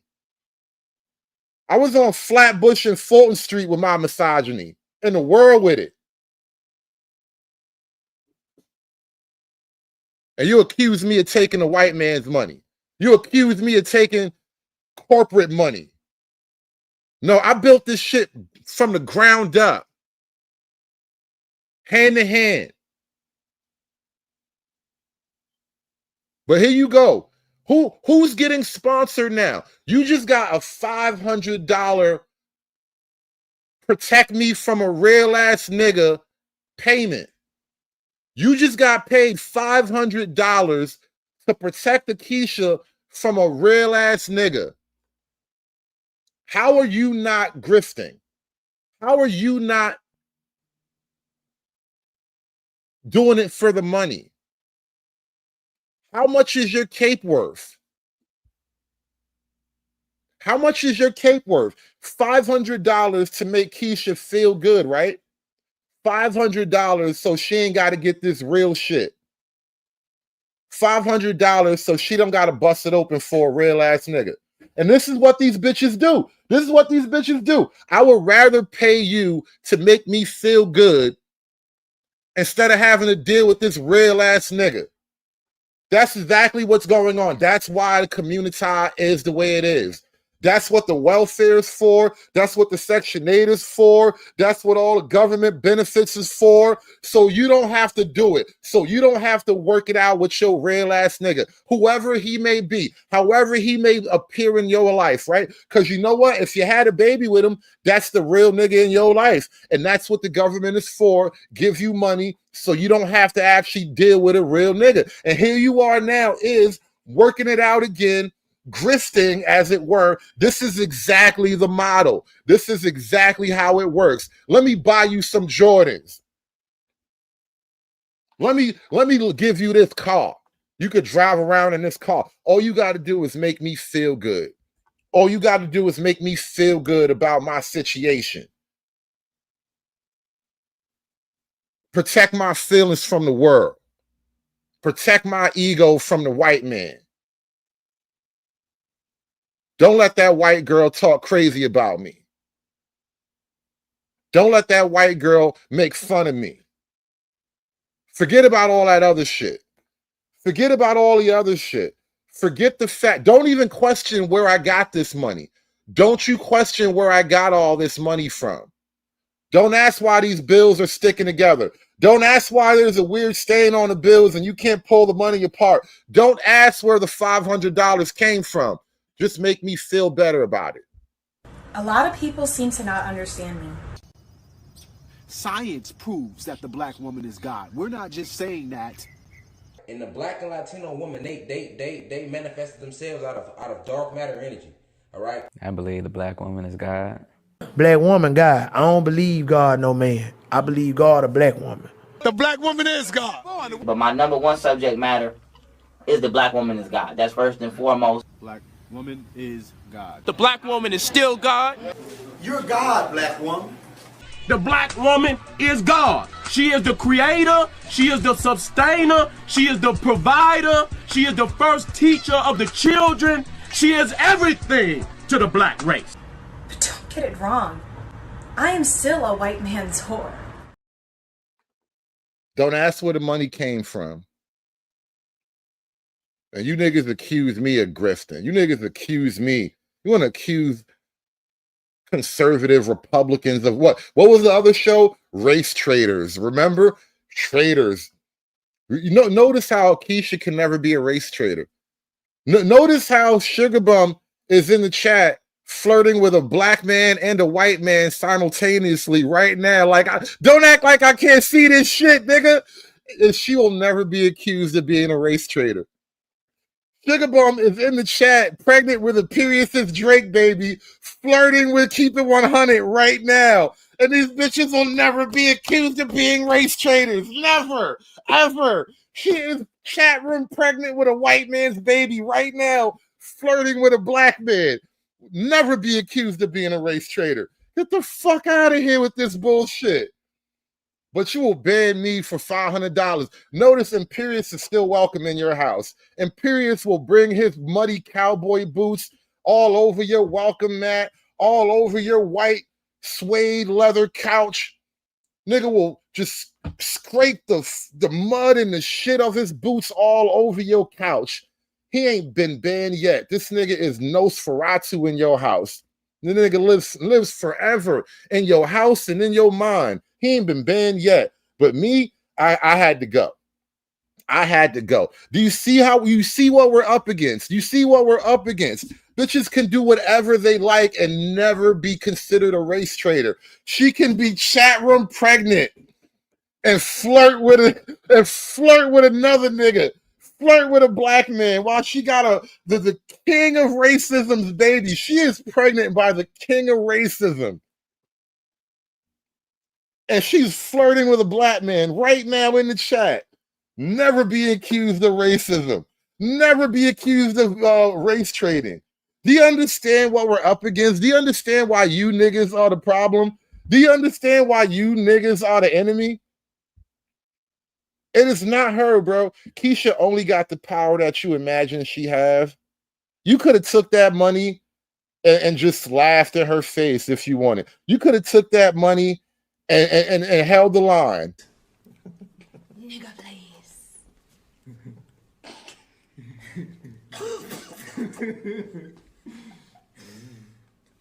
Serious. You could have took that money as a symbol for the brotherhood. No matter how much you hate a nigga, we not gonna sacrifice a brother because Ho is mad. That is a principle of mine. That is a law of mine. That is written into the Bible of the Church of Misogyny. We do not sacrifice a brother because Ho is mad. If we gonna sacrifice a brother, it's because of shit he did, over shit he said, over shit he did. That's how that shit go. Niggas don't fall out over money and hoes, bro. Those are two things you don't fall out over your brothers with: money and hoes. Money come and go, just like these bitches, bro. Hoes mad, hoes mad, hoes mad, hoes mad, hoes mad, hoes mad. This is about targeting women of color in the United States of America. Don't tell me, because I didn't get a single apology. Time has expired. My life was threatened. Thank you. Hoes mad, hoes mad, hoes mad, hoes mad, hoes mad, hoes mad, hoes mad. Niggas don't have no code, no law. Any niggas, these be the same niggas talking about the code, the code, the code. Nigga, your code is written in a box of tampons. Your code is in the instruction manual for Kotex, nigga. Your code is a fucking bitch's diary. Niggas don't know shit about a code, bro. Niggas kill me. Go ahead, Fighter. Real quick. All right, so earlier, see that you, and I get it because I've been immature. I'm at times. I was trying to interrupt you because it was just circular and it was getting just petty and trivial. So what I was trying to interject, and I wanted to say, do you see the argument of where he's coming from? Because it was very polarizing. Y'all views, y'all were on both opposite sides.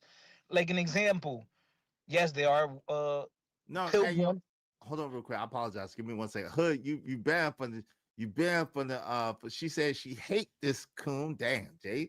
But you banned from the chat too, Hood. Don't be twerking in my chat. You banned. All right, that we can end it pretty much right there. Think about that, bro. Ben, like, I've been yeeted from his whole universe because a bitch says something, bro. Think about that. And then think about the community and how shit work, bro. You know how many niggas dead because a bitch says something, bro? Bitch put $500 on my head and this nigga pulled the trigger, bro. Think about that shit, bro. Think about that. She put $500 on my head and Izzy pulled the trigger. And he's happy to do it. And he sees himself as like the hero for the community. You know, he's holding it down. You know, this is how you save the community, bro. No, this is his 30 pieces of silver, bro. How much money did they pay Judas to betray Jesus, bro? 30 pieces of silver.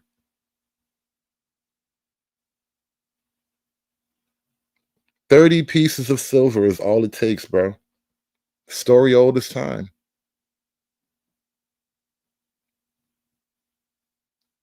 This is really why over the last like year or so, You notice me, you know, empathy, assertive, and all that. I've said before, I've come to a point of empathy with the modern woman.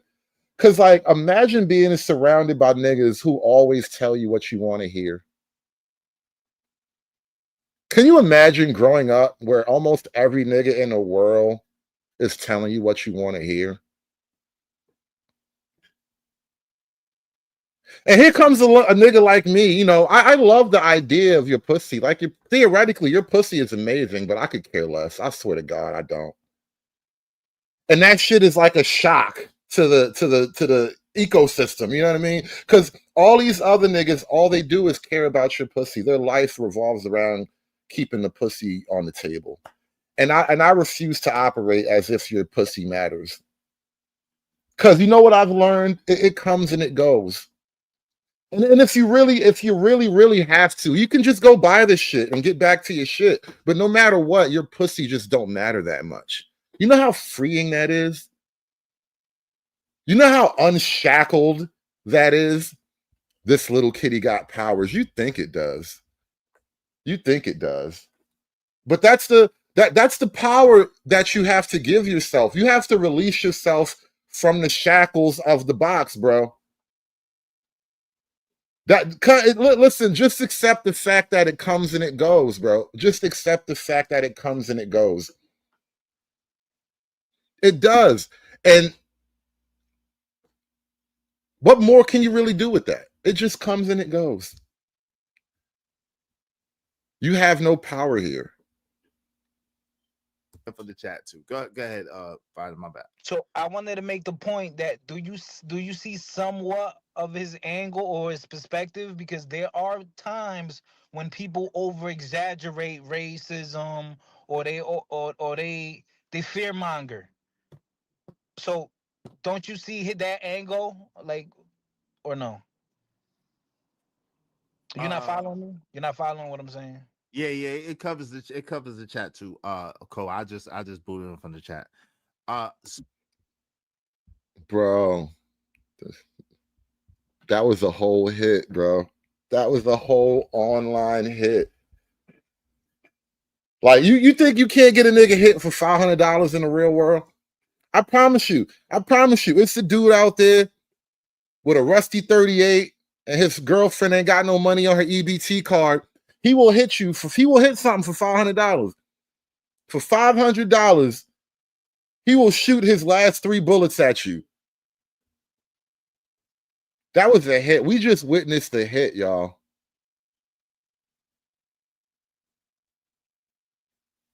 We just witnessed. I don't know. Was this the first ever online hit? And well, not online, but let me put it this way. In the context of like this red pill black manosphere space, has this ever happened before? Have we seen anything like this before? Where I'm going to pay an exorbitant amount of money to have a person completely removed from another person's channel. This is Izzy Bands. That's Iz up there in the top center screen, right? With the red hoodie on and the fitted hat and the glasses, right? That this is Izzy's channel. Izzy just accepted $500 to take out a hit on another brother, right? And now he's going to attempt to have a conversation with all these other men about protecting black women.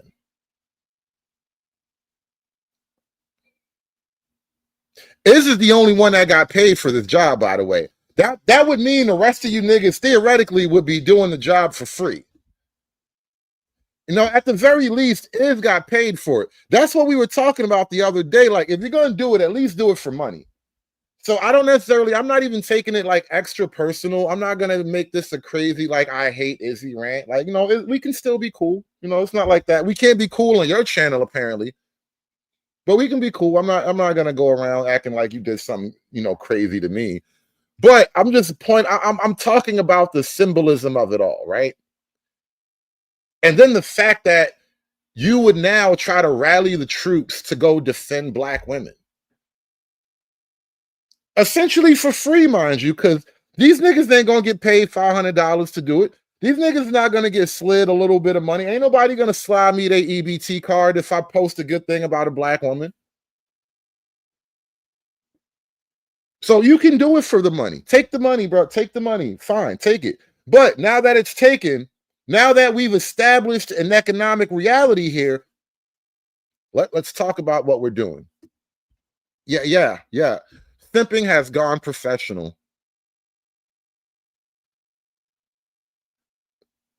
Simping has gone professional. I don't know another way to put it. I mean, technically, Izzy has moved up into the Derek Jackson realm, if you think about it. You know how intoxicating $500 at one shot, just $500 fell in your lap for, you know, protecting a black woman's feelings? I'm telling you, this nigga probably in the gym right now. He gonna bulk up. He gonna start live streaming with his wife beater on. Talk about this is what you deserve, queen. You know how intoxicating getting that kind of money is? The nigga gonna write a book about how these niggas ain't shit. Watch this become Izzy's. This is gonna be the birth of a whole new arc. It's gonna be a whole new story arc for Iz Jackson, the love doctor. Izzy Jackson, protector of black women. So do I see how his angle covers race? Go ahead. No. There's truth to it, like what he's saying. As far as how so-called black women treat so-called black men in America and how. Go ahead. Red says, is he gonna start playing the Tyler Perry movies? Get out! Get out! No! Get out! Oh my god! How much it costs to say these 5 words? How much you gonna take to say black men ain't shit in a Tyler Perry movie?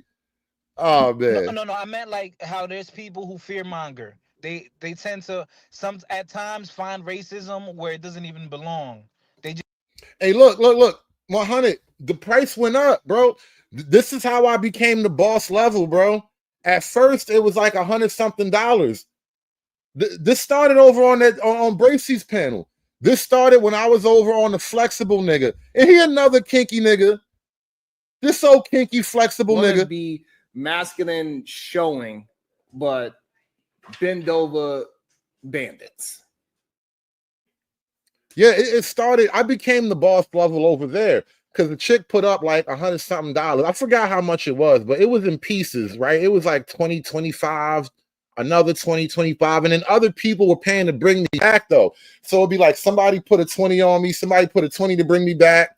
Because you know how niggas do with this bounty shit, it becomes like a money fight. And so eventually it totaled up. This girl put like over $100 up to ban me, but it was just temporary bans, right? And so my price was already set at like $100-something.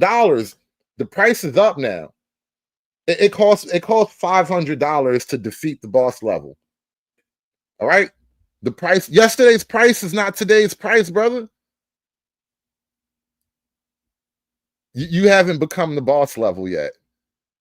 One day. Listen, stick around. Come to the church, bro. One day when your misogyny grows, bitches will pay money to not hear it. They will pay men. They will pay other men to protect her feelings from a real nigga, bro. You need people like me so you can point your fucking fingers and say, that's the bad guy. Fuck you. You're all pricks. That's really how it is, man.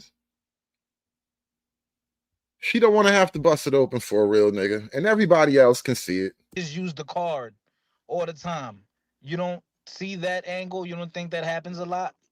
Well, but this is the thing. It's not applicable in this particular situation where a person of Caucasian descent dresses up in blackface, which is a historical thing of hate and dissension in this country, and spews out racist, hateful rhetoric. I'm sorry, because it got to the point where you guys weren't only specifically discussing this young lady. you guys were attacking each other's character on your continuous interaction and dynamic online. So you guys were you were basically saying, oh bro, you're always defending the white man and the utopia where you think you're gonna fit in, and he's always saying that you're defending this fake pseudo pro-blackness. So that's why earlier I wanted to interject, because it seemed like you guys would just come at each other's heads and you don't see somewhat of what he's saying. And I think, like an example, are you offended? Are you offended by what she did? Were you offended by it? Yes. Now, extremely.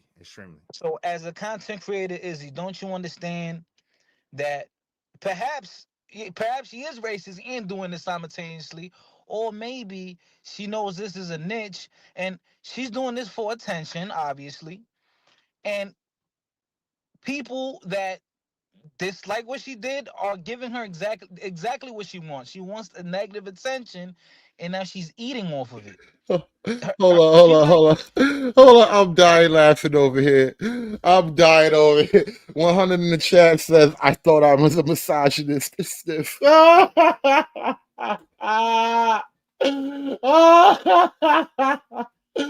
He said, I thought I was a misogynist. Oh, shit.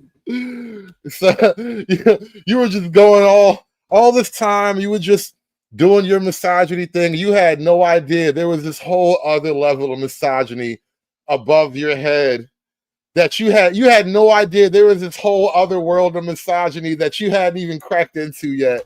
Bro, I know that's how I felt when I first got here. Like this whole time, it was like, oh shit, I gotta up my misogyny. This shit real out here, bro.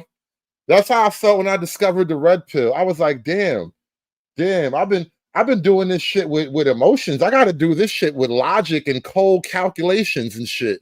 I got to refine my misogyny. I can't just have it as a feeling. I need it as like as a living manifesto, you know. And that's when the church solidified. That's when we started putting bricks down and shit. You know what I mean? Like I had no idea there was a whole other level of misogyny that I had to aspire to. Because, bro, the war is real, bro. The shit that be going on online anyway, it's real shit. It's easier to be a little bit more, charitable and face-to-face. But online, shit crazy, bro. Like that evil genius, a villain, like laughing in the back, like, yes, I made them do what I wanted them to do. This is exactly what she wanted. She knows this is going to get an emotional reaction out of people. But we're not giving the emotional conversation right now. We're having no. This is why this is viral. Like this no, is hold why on. I got you. I understand what you're saying. At the same time, this is the thing.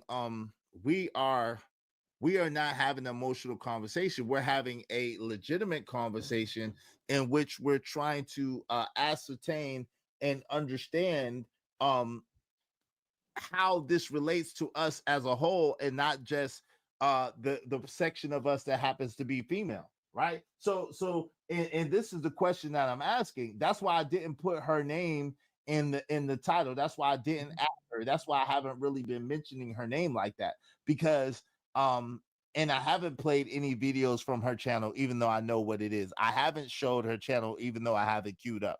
This is why, because it's not about giving her clout or giving her attention. It's not about her personally. It's about what's going on right now in our country and how this is affecting us all, and not just the women portion of it, and understanding that this is absolutely affecting all of us. This is. Let me tell you what's really going on in his mind here. And I'm going to explain it very, very easily. Actually, I'm going to let Terry Crews explain what's going on in his mind. Now I got to start working out the other clips, because I didn't realize I actually set up a different type of show. I got like 20 odd clips I could review, and I'm gonna start moving toward the clip part of the show now. Yeah, because what he's saying, it is a little bit sus, right? Let me tell you why. Let me tell you why he has to do what he's doing right now. Let Terry Crews explain why black men have to rally to the defense of black women, even though technically this should be a girl fight. My mother felt like she owned us. And I remember she called me in the room and she said, "You got hair down there?" What? Hair down there? She said, pubic hair. She said, "You have hair down there." I said, down where? What are you talking about? There. And she points at my private. I'm like, yeah, I guess. And she said, pull it down. Let me see. Pull your pants down. What? Pull your pants down. Let me see. Man, I'll never forget it. Pull your pants down. Let me see. It's like some jail shit. This is like intake, bro. This like when you become state property, that's exactly what they tell you. That's exactly what they tell you when you become state property. What? Pull your pants down. Let me see. Man, I'll never forget it. You know, pull them down. I'm looking out the window. I'm just like trying to be somewhere, anywhere other than here.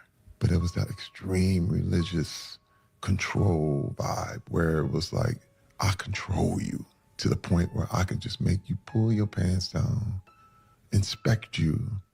And listen, I don't think it wasn't sexual in nature, but it was pseudo-sexual. Like your weird oppression kink. This is why you niggas are weird and kinky. This is why you niggas are weird and kinky. Kinky ass, flexible ass, stretchy ass niggas, bro. Stop. Stop. All right. I am here to point it out. I know how you got this way. I know how you got this way. it was definitely abusive in nature. And it was to let me know that I run this. And I remember pulling my pants up and trying to forget it for years. For years. And I confronted my mother about it. I remember when I was grown and again, already successful. Hold up. Sugar Bum. So while I'm playing a clip of Terry Crews talking about his mother psychologically and sexually emasculating him, you're going to type in the chat, "Our feelings matter."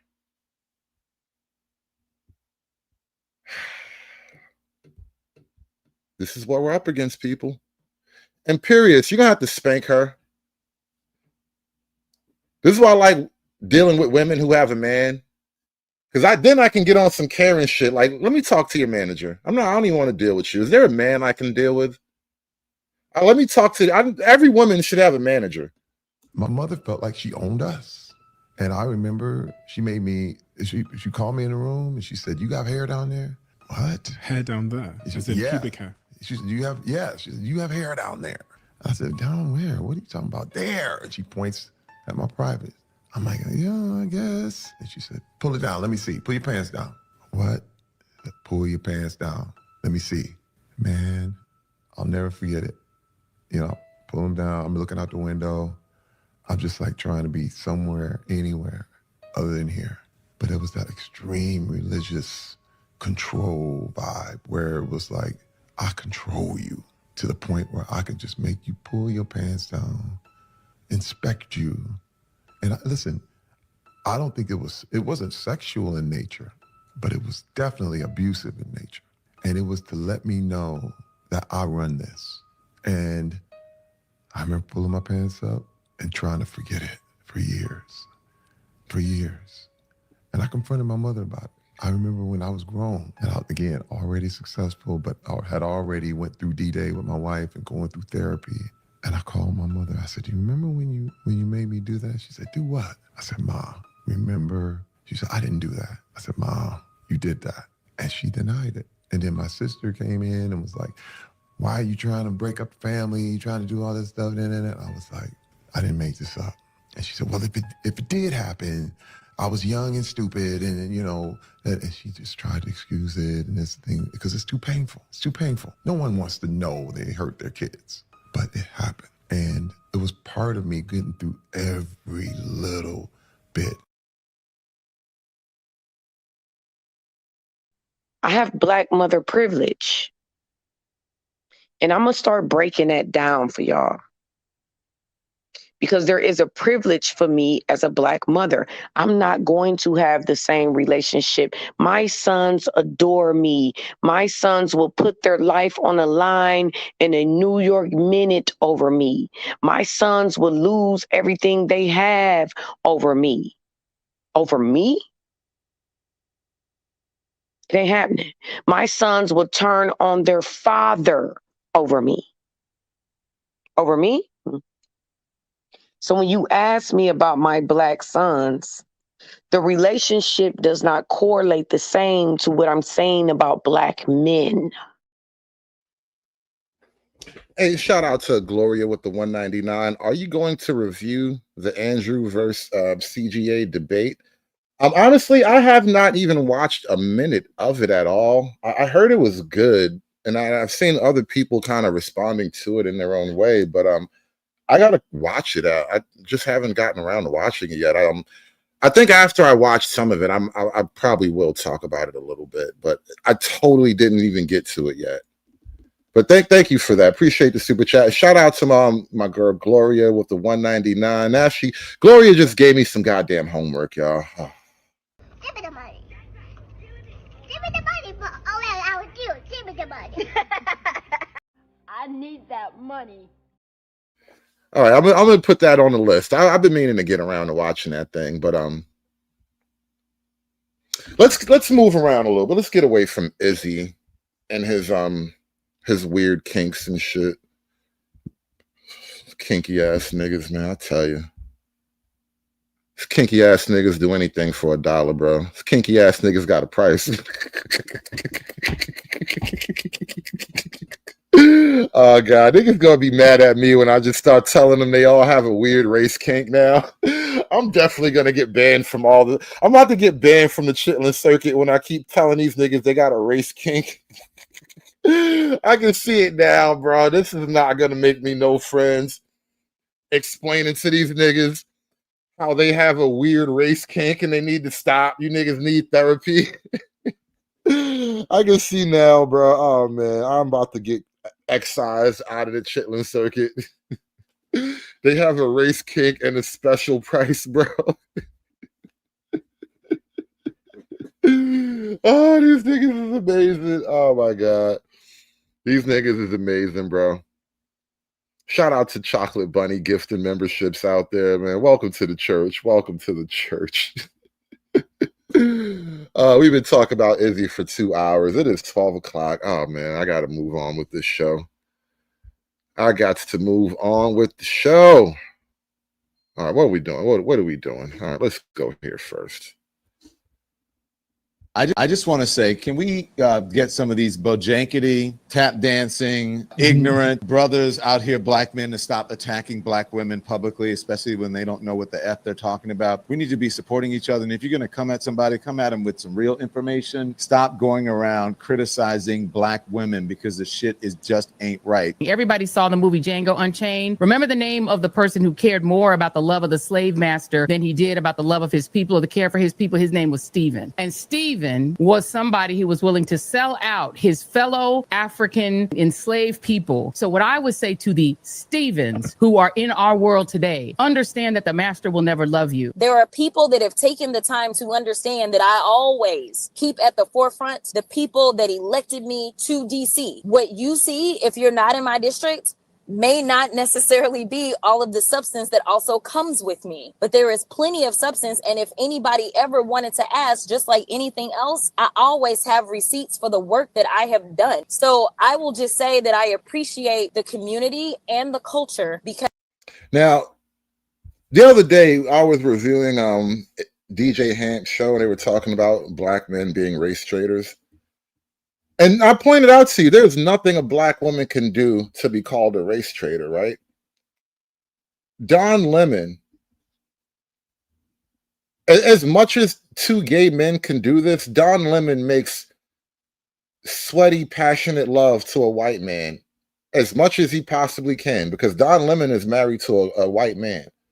And Don Lemon will never be considered a race trader, no matter how deep inside he gets, or the white man gets. I don't know how it works with them, But no matter how far inside the white man's guts he goes, Don Lemon is never going to be called a race traitor. How would that even work? How is it that Don Lemon can bury himself in a white man's internal organs and never be called a race traitor? Like, he is literally swimming in a white man's lower intestines and he can never be called a race traitor.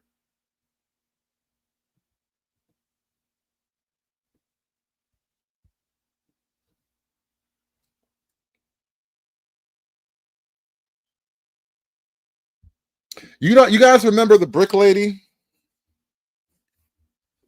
She set up this whole anti-black male scandal so she could scam GoFundMe.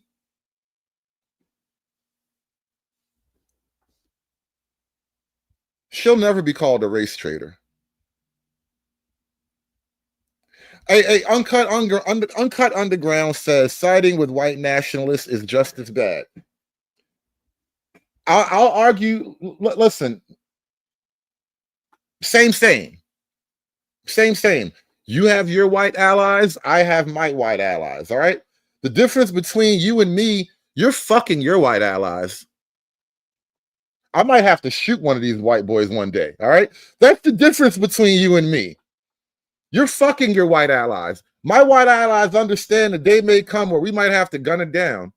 But we're going to sit at this table and hang out for the time being while it's all cool. Because that's what men do. An apology. Are you? Anyway, let me get back to the Brick Lady. So Brick Lady, you know, she'll never be accused of being a race traitor. And now she's going to jail, and she had her defendants. Yes, I've been through the system before. Yes. I've been through the so anyway, Brick Lady, she's going to jail. And she had her one of her biggest defenders online was Conscious Lee. And now that Conscious Lee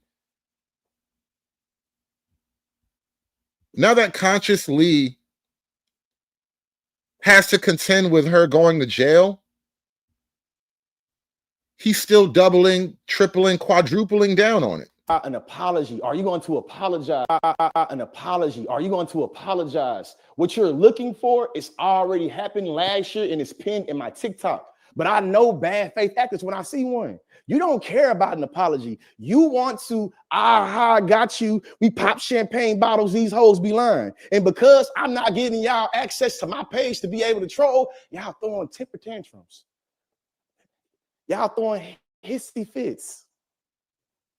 It's a bunch of grown men celebrating a black woman being sentenced 90 days in jail, 10 years probation, 10 years off the internet, and paying $42,000 back. We ain't even gonna get into the constitutionality of harsh and unusual punishment because she got everything she deserved. That's how a lot of y'all feel. I live in Texas, born and raised in the state. I know people. Now he's still caping for her. She was punished too hard. She just got 90 days, bro. All she did was 90 days in jail. She got to pay the restitution and a social media ban. The social media ban is probably worse than the 90 days in jail, but you can't say she got punished harshly, bro. Like, chill. That I got people in my family that got 10 years probation.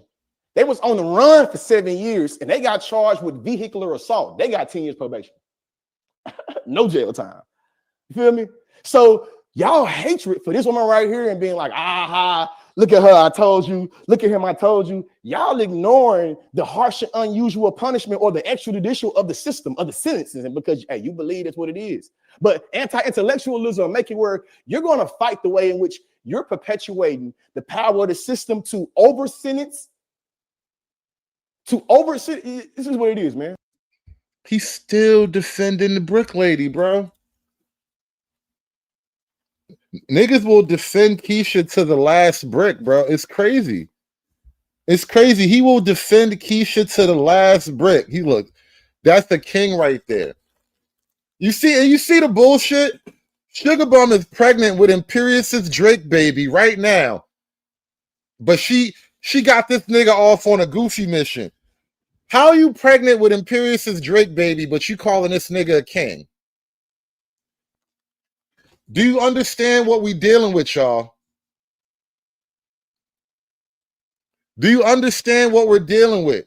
Sugar Bum got Imperious's Drake baby all in her guts right now, but she up here like, look at him, he a king. That's right, you got to defend your queens no matter what. And then she felt a kick from her little Drake baby. You see this bullshit? This is why. This is why. Look. You niggas gotta fight your basic instincts, bro. Studio Mansion, you gotta fight the basic instincts. You can't just let him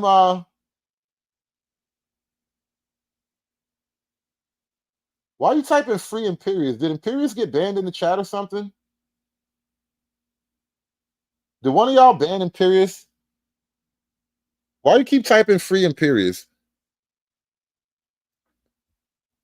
With Studio Mansion, you gotta fight your basic instincts, is all I'm saying, bro.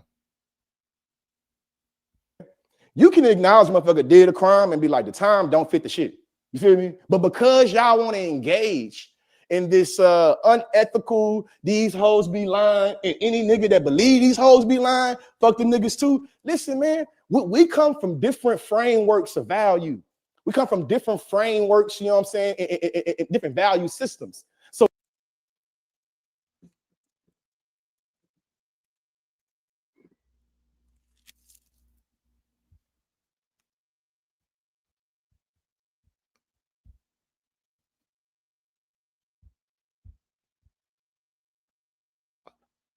let's move on a little bit here. I had a whole bunch of clips queued up. I hadn't forgot the order or the storyline or what I was gonna bring up.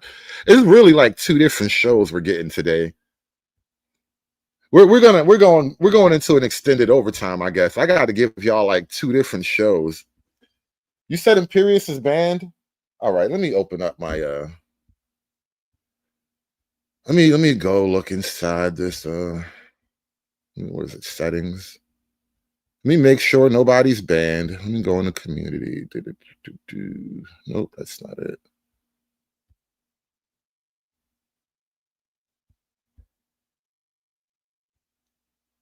User management, moderators. Because you know what? I saw Latina Patriot said she can't type in the chat. And I don't see her on the ban list. And I just went inside the channel controls to make sure he's not banned here. Let me make sure I say I just totally dumped the ban list because I don't really have anybody on my banned list.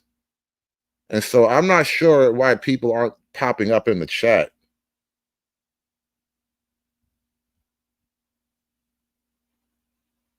All right, if he's in the chat, all right, fine. But anyway.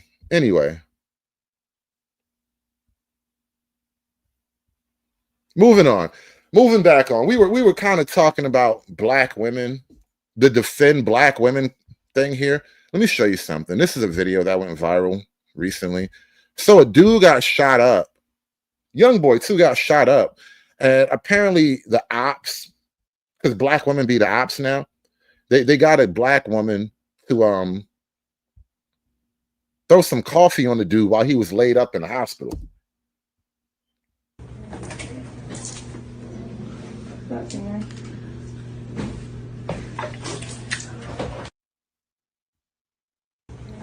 Allegedly. Protect black women, y'all.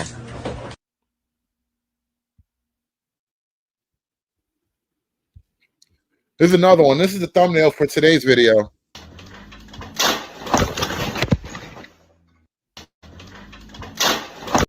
Dan, don't you hate when you just rolled the blunt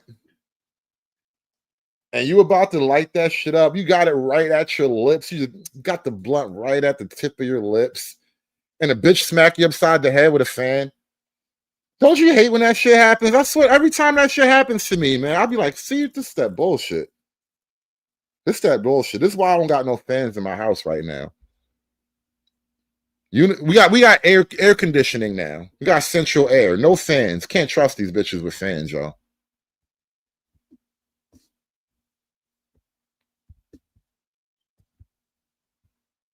And I'm going to just go ahead and say it. Because men have been saying it for years. But y'all ain't want to listen to them. And it just came to realization. Well, I've been through this. But it's coming to realization for some of y'all that I don't need men. I don't need a nigga for this. I don't need a nigga for that. It's catching up with y'all asses. The government said they going to cut off y'all food stamps for a month. Y'all talking about going to stores and stealing.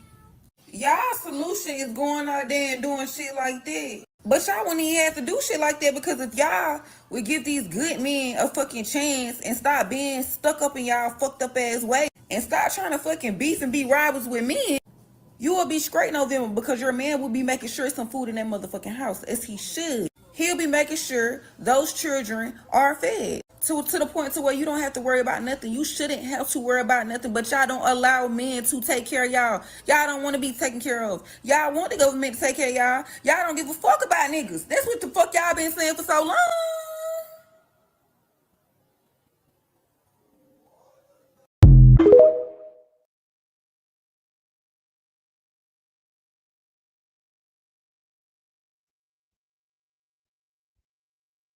She ate. Ain't that what they be saying now? She ate.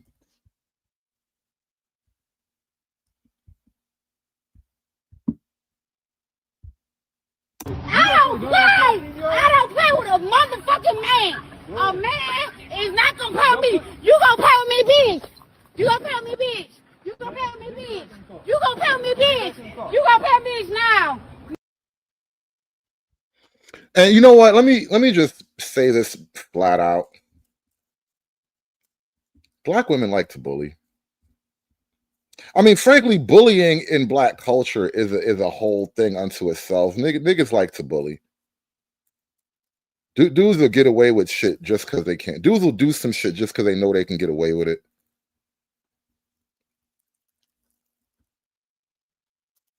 Hell, I call Chanel a bully the other night. So stop trying to bully me with your empathy.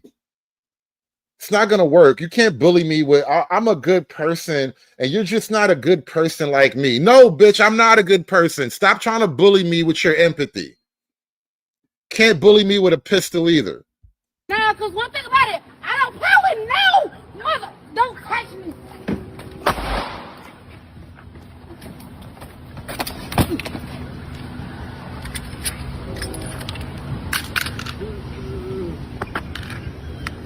Tell police be here. I don't play with a motherfucking man. A man is not gonna play with me. You gonna play with me, bitch. You gonna play with me, bitch. You gonna play with me, bitch. You gonna play with me, bitch. You gonna play with me, bitch, now. Nah, cause one thing about it, I don't play with no mother. Don't touch me.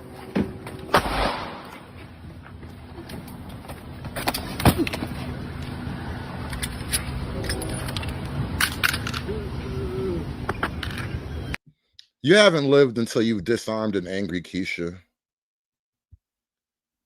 Really gets the blood flowing.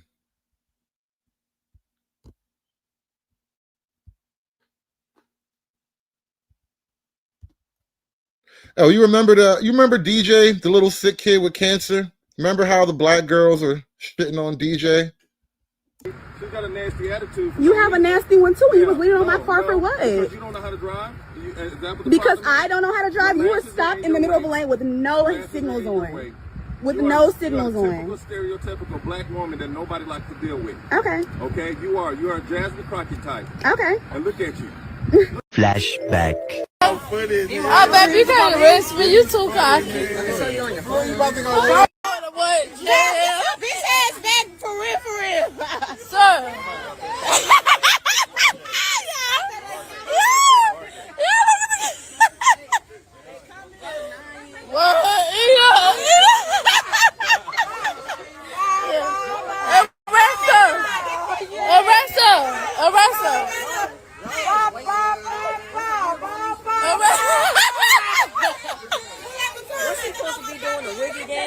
Arrest her.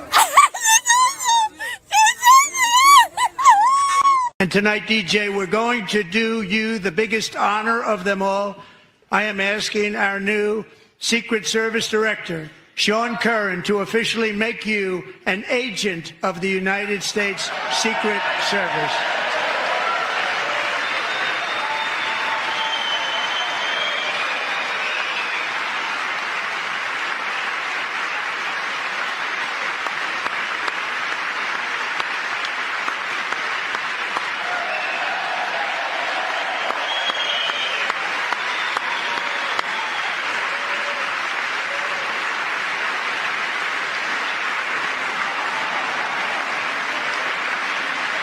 Look at you. Yeah, he said I'm Jasmine Crockett You're type. Jasmine Crockett type. Got All it. that nasty masculinity needs to go. Got it. Yeah. Anything else? Anything you want to say, that's fine. Anything you want to say to Anything else?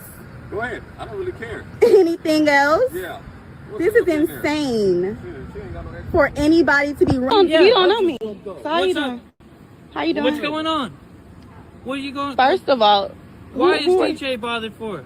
Why You know who that is? I don't give a damn who he is. You don't know who that is? I don't give a damn who he is. I didn't ask who he was. You don't need to be That bothered. that don't mean nothing not to Not the white man showing up. Hold on. Ty City, keep it 100. What's this white guy doing here? To defend the little innocent black kid and his dad. What's the white guy showing up? I thought white guys weren't allowed. I thought white guys weren't involved in this. You teach me all my life that the white man is the devil? You teach me my whole life that the white man is the devil. Now you tell me it's all right for him to come among us. Somebody had to do it. I am the chosen one. Somebody had to do it. What's this going on here? I am shocked. I'm confused. I'm so much confusion right now. Why is DJ bothered for? Why You know who that is? I don't give a damn who he is. You don't know who that is? I don't give a damn who he is. I didn't ask who he was. You don't need to be that bothered. That don't mean nothing We're not going to to bother me. DJ. You need to go. I'm not going nowhere. I came here You're to being asked to go. leave. Am I being asked to leave Yeah. by who are you? Yeah, you're being asked to leave right now. Okay, so no, You're we'll wait on my dad to bothering get DJ, here. I'm not bothering anybody. He came and leaned on my car because he almost hit my car, and I asked him not to do that. He said, actually, I didn't almost hit your car. I was doing something, so and so, but he didn't have any hazards DJ's on. got a lot going on. He doesn't need this. That doesn't have anything to do with me, though. You're gonna respect me, so don't worry about it. My dad's on the way. I don't play that. There is no calming anything down. My daddy on the way. I don't play that. You're not gonna lean on my car and disrespect me. Damn white man coming in here to tell Keisha about herself. It's amazing. You know, I saw this clip going around, and I wanted this to be AI. Please, God, tell me this is AI. Is this an AI clip? Tell me this is not an AI clip, bro. Did the news get got? Somebody tell me that the news didn't get got, bro. Why is this real? It's really bad. Danielle Grant is starving. You know. Is this real, bro? This can't be real. Shout out to Big Time with the 5-ball. Most educated, least desired, loudest mouth, most divorced. It can't be real. Tell me this is not real. Tell me this is not a real clip, bro. Why? Why is this a real clip? No more money for you. It's lazy. You lazy. You lazy. No more money for you. It's really bad. Danielle Grant is starving. Danielle Grant is starving.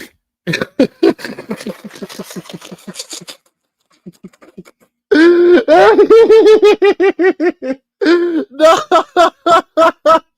you said Danielle Grant is starving.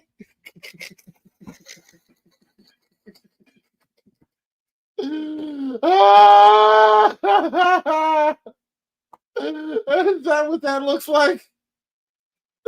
Is that what that looks like? Is that what that looks like? I had no idea that's what that looked like. Holy shit. Like, yo, you could at least show me a skinny bitch, bro. I mean, damn. I believe she's hungry.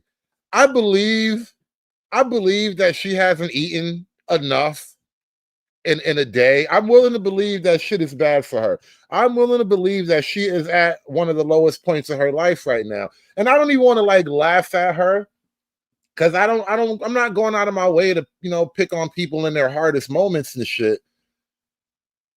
But this does not make this is not giving us the sympathy, bro. This is not giving me sympathy. I'm not getting warm and fuzzy feelings when you tell me that this bitch is starving. It's really bad. Danielle Grant is starving. Yo, the news hates black women, bro. I'm telling you. Tommy Sotomayor, he kind of started pointing this out a couple of years ago. He had a whole theme. Hollywood hates black women. And he would point out how like they would just use the weirdest, most inopportune clips and angles and shots of black women to make their points. And I started to notice, like, you know what? There is a little bit of a look at my ugly mascot type of thing going on here. This whole thing, please tell me this is the AI bitch, bro. This can't be a real woman. This can't be a real woman. I don't know. I'm trying to see if I can get some food because we literally don't have anything to eat today. God. Listen, man. There's the reason why half the country does not feel really sympathetic about this EBT issue, bro. This is why when you say I'm a bad person, I say, yes, I am. Yes, I am a bad person. If being a good person means I have to launch Twinkies down her throat, then I am not a good person, bro.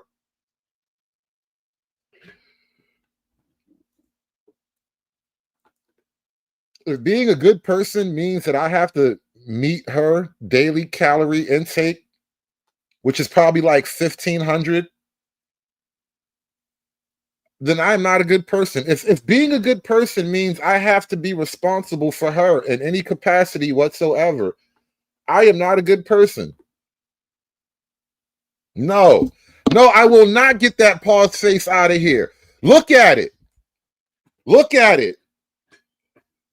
Hey, 100. This is how you get to the misogyny level that you want to be at, bro. You want to get to the next level of misogyny? Don't look away. Don't look away. Stare into the fatness, bro. If you want to reach that next level, if you want to get that glow, if you want to get that glow, right? You got that glow. You feel it, man. I got that glow. Your body burn. I got that glow. If you want to get the glow, bro, if you want to be the last dragon, you gotta look this bitch in the eyes, bro. You gotta look into the eyes, bro. This is the only way. This is the only way to strengthen your misogyny to the next level. You all right. You remember in Dragon Ball Z? Yeah, we're going there. Remember Dragon Ball Z, where they were like on planet like Namek or something, and the Saiyans were going ham. It was like Frieza and the other ones.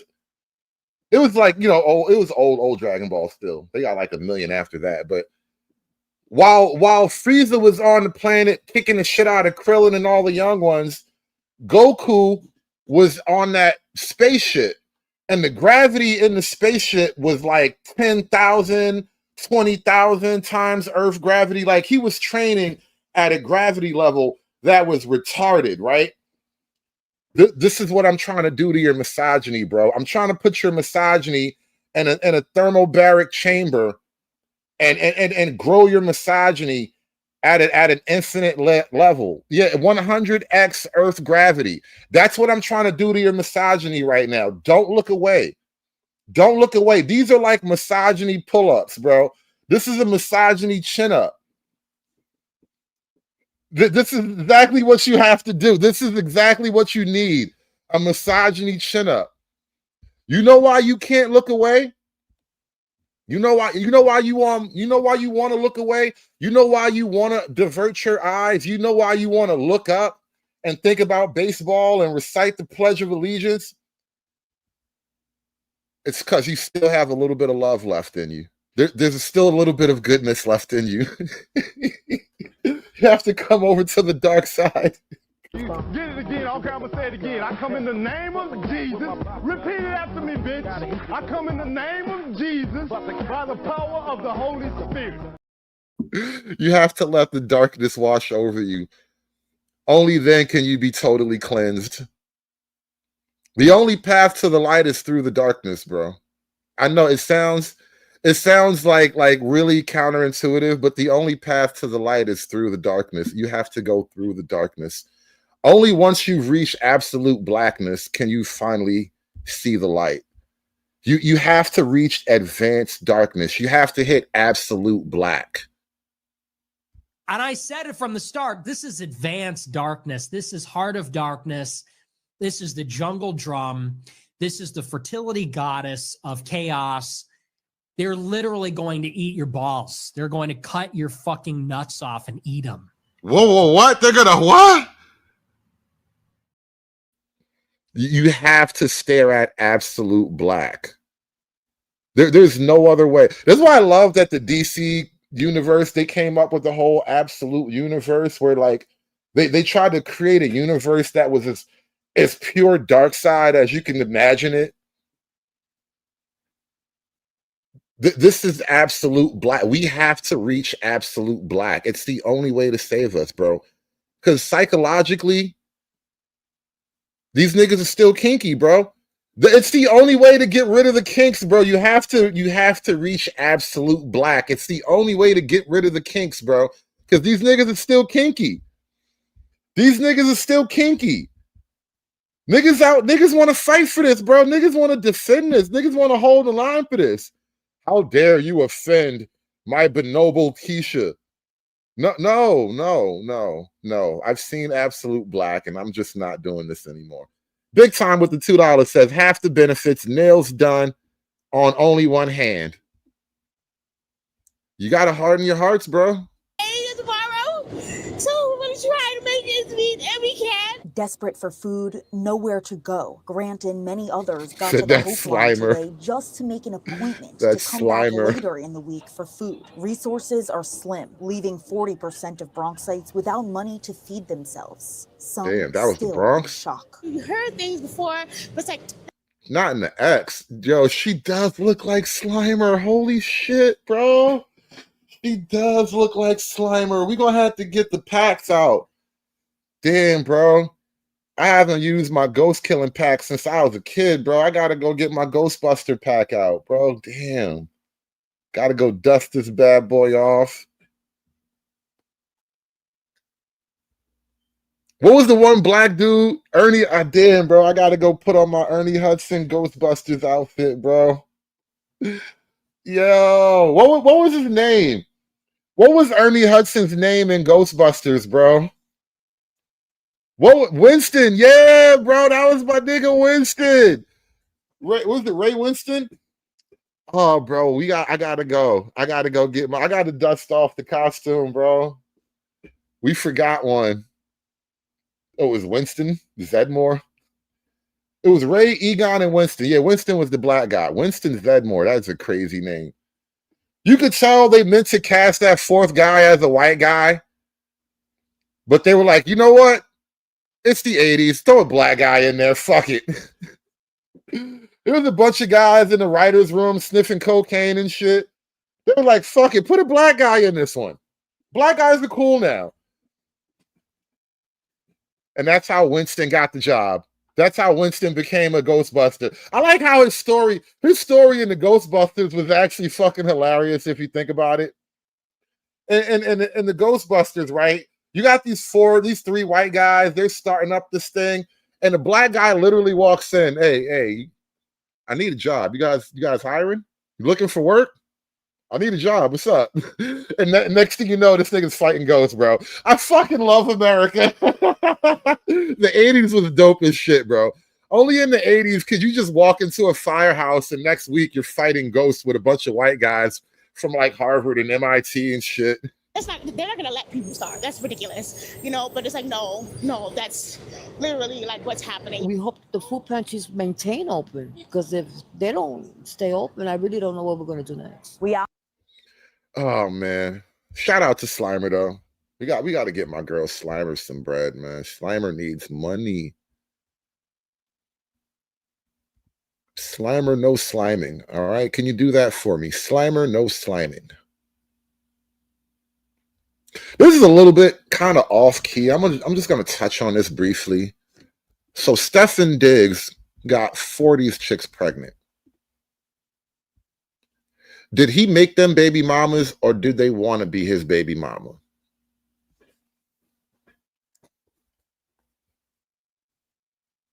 Think about that.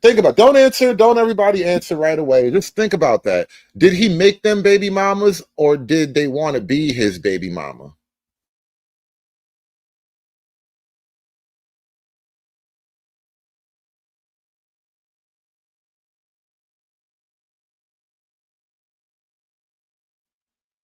Both is acceptable.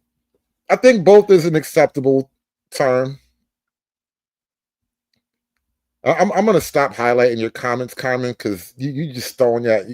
The way you posing at the camera is incredibly distracting. I got to stop highlighting Carmen's comments.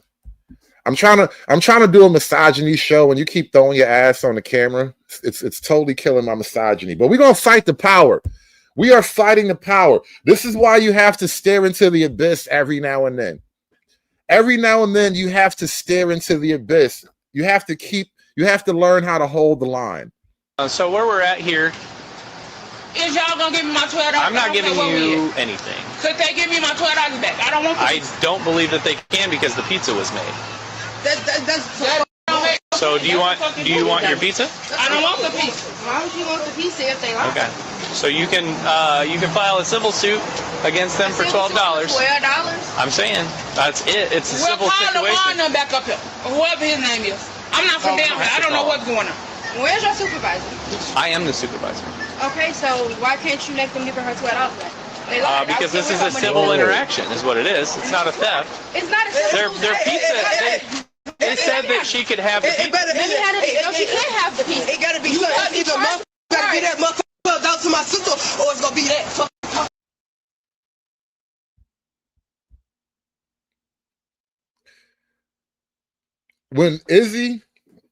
When he has in his mind, outside of the obvious, my mom and shit like that, like, cause that, family's family.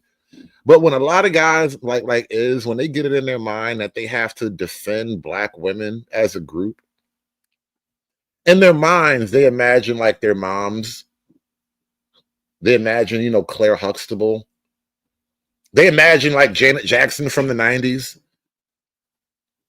And that is a problem. That is a mental issue that you have to change your programming. Because when I hear protect black women, I imagine absolute black, advanced darkness. You charge somebody a certain price. You tell me that the pizza is $11.99, $12. You don't tell me about no charge the fee. I tell you it's gonna be ready in 20 minutes. Come back in 20 minutes. You owe me $1. Yo, man, so let me try to get over. You gonna pay the extra $1 if somebody tells you they owe you extra $1. This is literally over an extra $1. It really is. Take it back from the top. I want you guys to get a full look at all the gunt. All right. We call that a gunt, boys. G-U-N-T, not a gut, a gunt. So where we're at here, Is y'all gonna give me my $12? I'm not giving you anything. Could they give me my $12 back? I don't want the I don't believe that they can because the pizza was made. So do you want your pizza? I don't want the pizza. Why would you want the pizza if they like Okay. So you can file a civil suit against them for $12. $12? I'm saying That's it. It's a civil call situation. the back up here. Whoever his name is. I'm not from down here. I don't know what's going on. Where's your supervisor? I am the supervisor. Okay, so why can't you make them give her $12 back? Because this is a civil interaction, is what it is. It's not a theft. It's not a civil. Their pizza. They said that she could have the pizza. Let me have it. No, she can't have the pizza. It gotta be so. Either motherfucker gotta get that motherfucker out to my sister, or it's gonna be that. Fuck talking about. You charge somebody a certain price. You know, this is total like non sequitur, but $40 is a lot of money for some of y'all, honestly. I ain't even gonna lie. $40 is a very generous deal for a lot of y'all. Like $40 is too much, honestly. $40 is hella expensive for some of y'all. Like, let's keep it a buck. I don't know why that just popped into my head. Tell me that the pizza is $11.99, $12. You don't tell me about it, don't charge the fee. I tell you, it's gonna be ready in 20 minutes. I'm back in 20 minutes. You owe me $1. Yo, man, so him trying to get over. You gonna pay for it? You gonna pay the extra $1 if somebody told you they owe you extra $1? This is all over $1. Are you want to pay extra $1? I really want you to pay. Are you want to pay the extra $1 because they should never land? What? It's not even $1. It don't even matter. It don't matter about the $1. I want my $12 back. That's what I want. Do you want them to leave? Yes, please, thank you. All right. I'm going to ask them if they want their pizza. That's a lie. It's a lie. It's the principle. I want my $12 back. I don't want the pizza. Okay. It's the principle of the situation. Here's That's the why I'm not getting. Ain't no You deal. can have your pizza. I don't want the pizza. Then you need to leave. Yeah, you need to give me my $12. I'm not giving you anything. You need to leave or you'll be under arrest for trespassing. Ain't nobody trespassing anything. I know.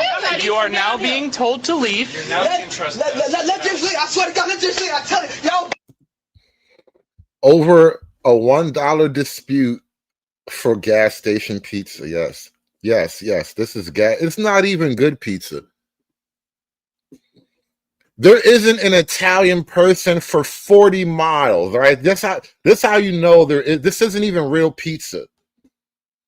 They don't even have Italian people living in that county. This is gas station Jeep pizza.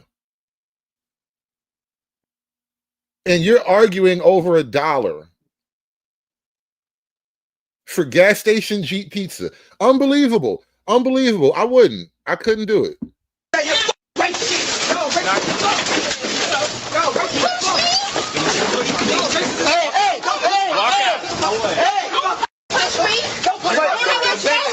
You're under arrest. Under arrest. Get back. Everybody. Police officer.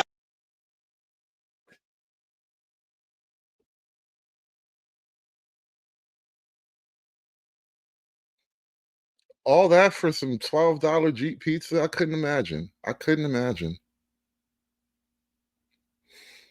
And you wonder where the trolling come from.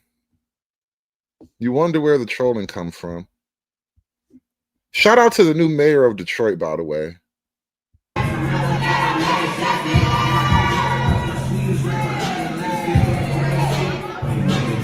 I mean, she is a little cute.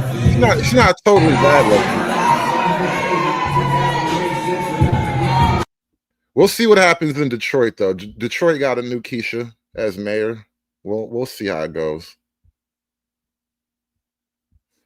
Oh, here's Ms. Obama. So I wanted to take advantage of the fact that as the first lady, yes, you can be smart and educated and beautiful and sexy and interesting and all those things. And yes, you can be a black woman, a tall 5'11" black woman. She just mad because the internet still thinks she's a man.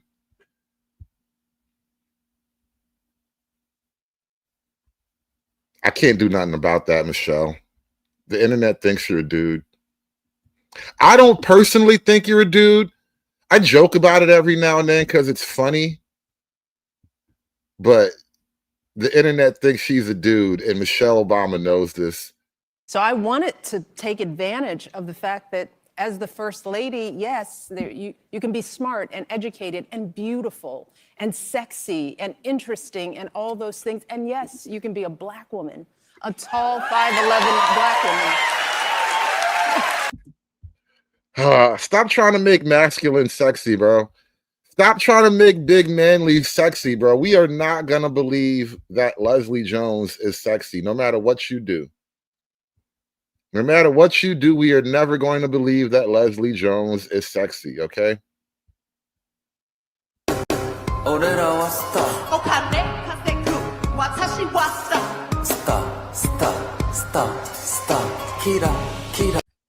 Remember they was shaking ass for Kamala Harris, y'all?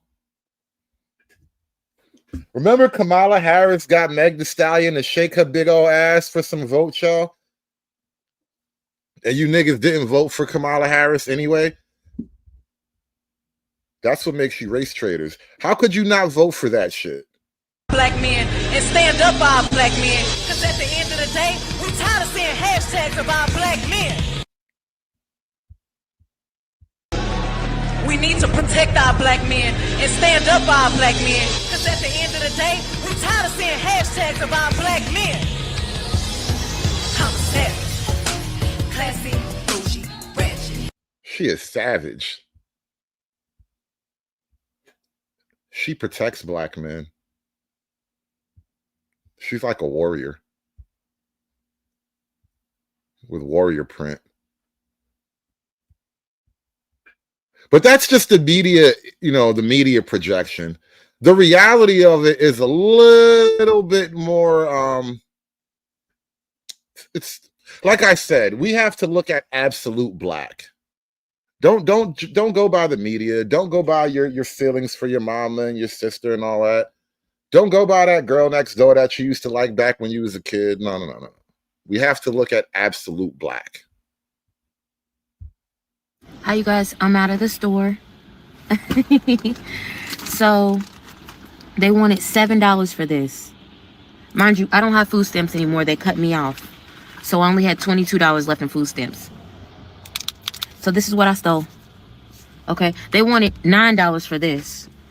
I said, oh, I don't got $9. Then they wanted $2 for this.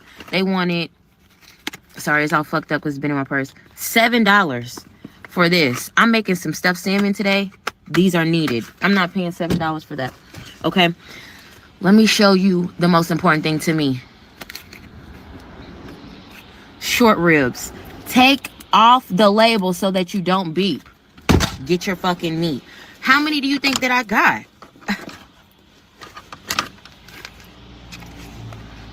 How many short ribs is that? How many that you don't beep? Take off the label so that you don't beep. Get your fucking meat. Take off the label so that you don't beep. Get your fucking meat. Girls, you do what you gotta do to get your meat. I am not gonna judge. I am not here to judge you. Girls, I know how vicious women can be, and women will do whatever they gotta do to get their meat. Good women are dead. Evil bitches, rise up! How many do you think that I got? Short ribs too. She got the good stuff. How many short ribs is that? And can I be real? Sugar Bum Imperious said he got the meat for you. Sugar Bum Imperious said, don't even think about it. Don't even let that be a concern. You think about other shit.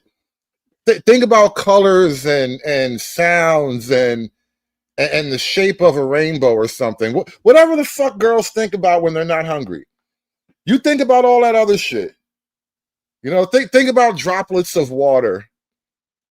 Think about, the mist falling on your skin on a warm summer's eve, right? Think about all the other goofy shit that girls think about when they're not hungry. You got this. Imperial's he got the meat for you, girl. Red says, I would give you 5 whole chickens. You know how expensive a whole chicken is, bro? That's like $100, bro. You got to count that. More of y'all bitch ass niggas should have started taking shit from the motherfucking corporations a long time ago. Y'all just didn't have that shit in your motherfucking bones. Get out there and get in the motherfucking field like I told you. Everything out here is yours. Whether or not you take it, they call that shit free will. I call that shit eminent domain. You know what I'm saying? One thing I learned from the white men, take it! Hey, now! Take it! I don't give a fuck who's already sitting there. I don't give a fuck if your land was already established. Bitch, it's mine now, and I want it. That is what we should be preaching in the land to the fucking masses. Act more like a white man.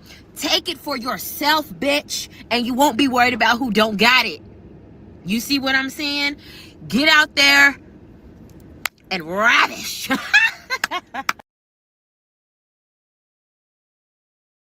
She said, get out there and ravish.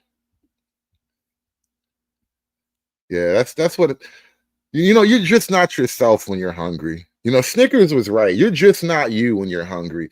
And there have been a lot of hungry women on the internet lately.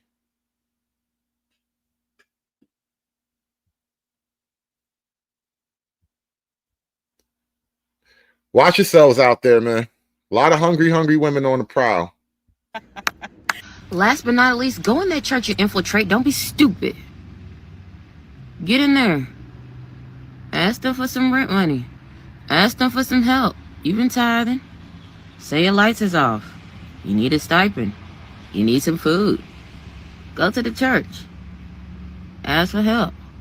If the pastor don't help you out, blast them on social media. Quickest way to fuck up the church's money is ask for some. Go do it. See what you get. Report back to a real bitch. Let me know. If the church doesn't help you after all those tithes you gave, well, go ask for your tithes back. See if they can give you a donation form and they can just redonate your money back to you. See if they can do that.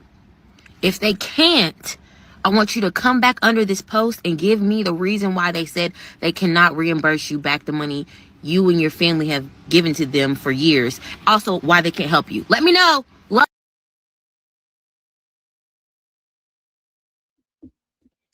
Hey. At least she got a plan. A lot of you bitches out here with no man, no plan, no nothing. Just living. Just living.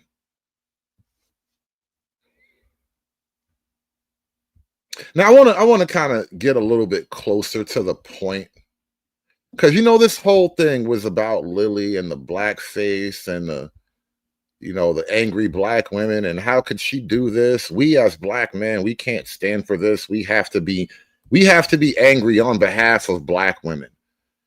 And I argue this, right? Black women and white women are waging a nonstop girl fight because girls never stop warring with each other. We need to not get in that shit. White people, I'm sorry. I need you to just make my day better, make me feel better. Get in my comments, apologize to me and the rest of us for on behalf of your great-great-granddaddy, for having my great-great-grandma outside pregnant or not, picking cotton in this heat. Have y'all been outside? Just say sorry. I mean, white people, I'm sorry. White people, I'm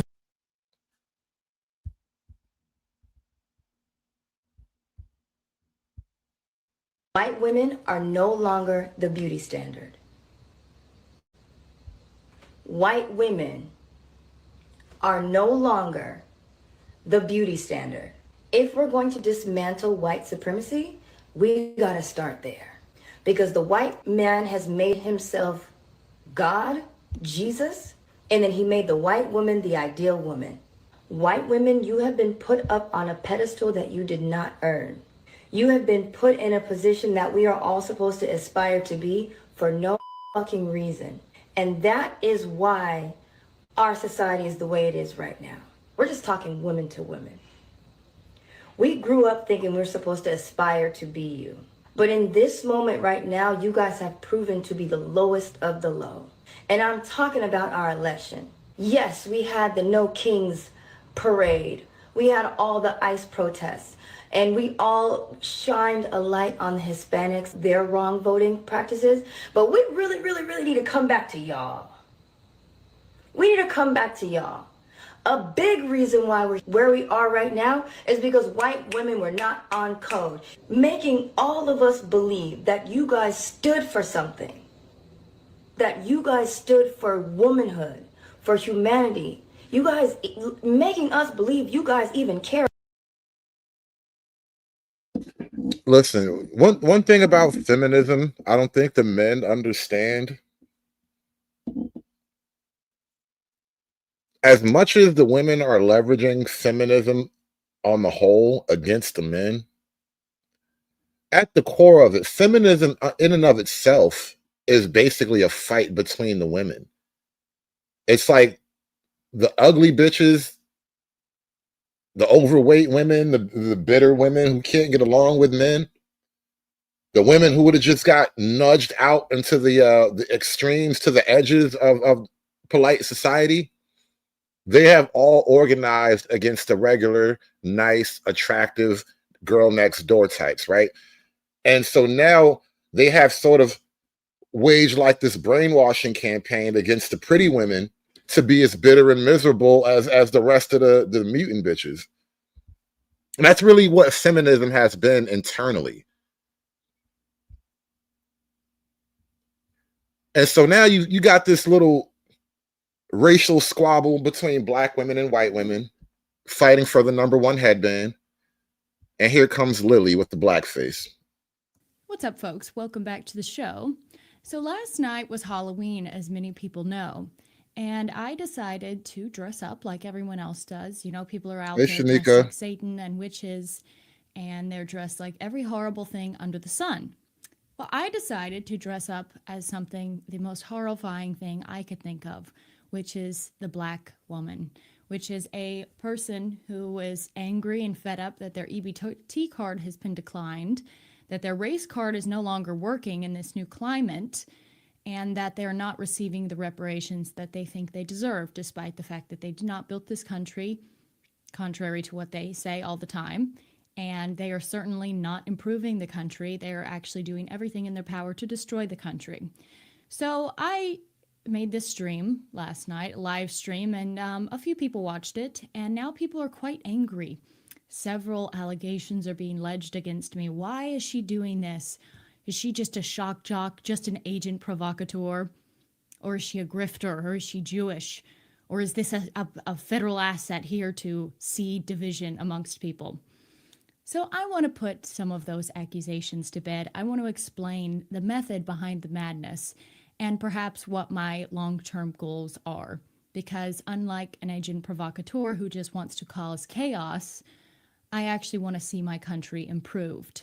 Okay, and you might say, well, how is doing blackface on a stream, how is that improving the country? Well, let me explain to you how. The country has been slowly dissolving into destruction. It's slowly been destroyed over time. We're frogs in boiling water. That's what's been going on in this country. We've slowly had our rights stripped away. We've slowly lost sovereignty of our country, and now shadowy forces that are now becoming more identifiable and clear to the general populace have destroyed our country. They've shipped in immigrants. They've shipped in all sorts of cultures that clash with our cultures and our religions, and we've lost our national identity, and we've lost our racial identity as well. You know what? I would argue all of that applies to Black America. Like, she's clearly speaking on behalf of white America, and you know, that's her thing. That's her goal. But all of that applies to Black America as well. Have we not lost our racial identity? Some of you niggas think you $5 Indians. Some of you niggas is EBT Indians. Let's put it that way. White people are $5 Indians. Modern Black people are EBT Indians. Some of you niggas think you're still Africans. Some of you niggas claim to be a part of the Moorish nation. All the while, we have all these competing other Black groups trying to muscle you out of the territory that you've been fighting for and bleeding in for the last, 400 years?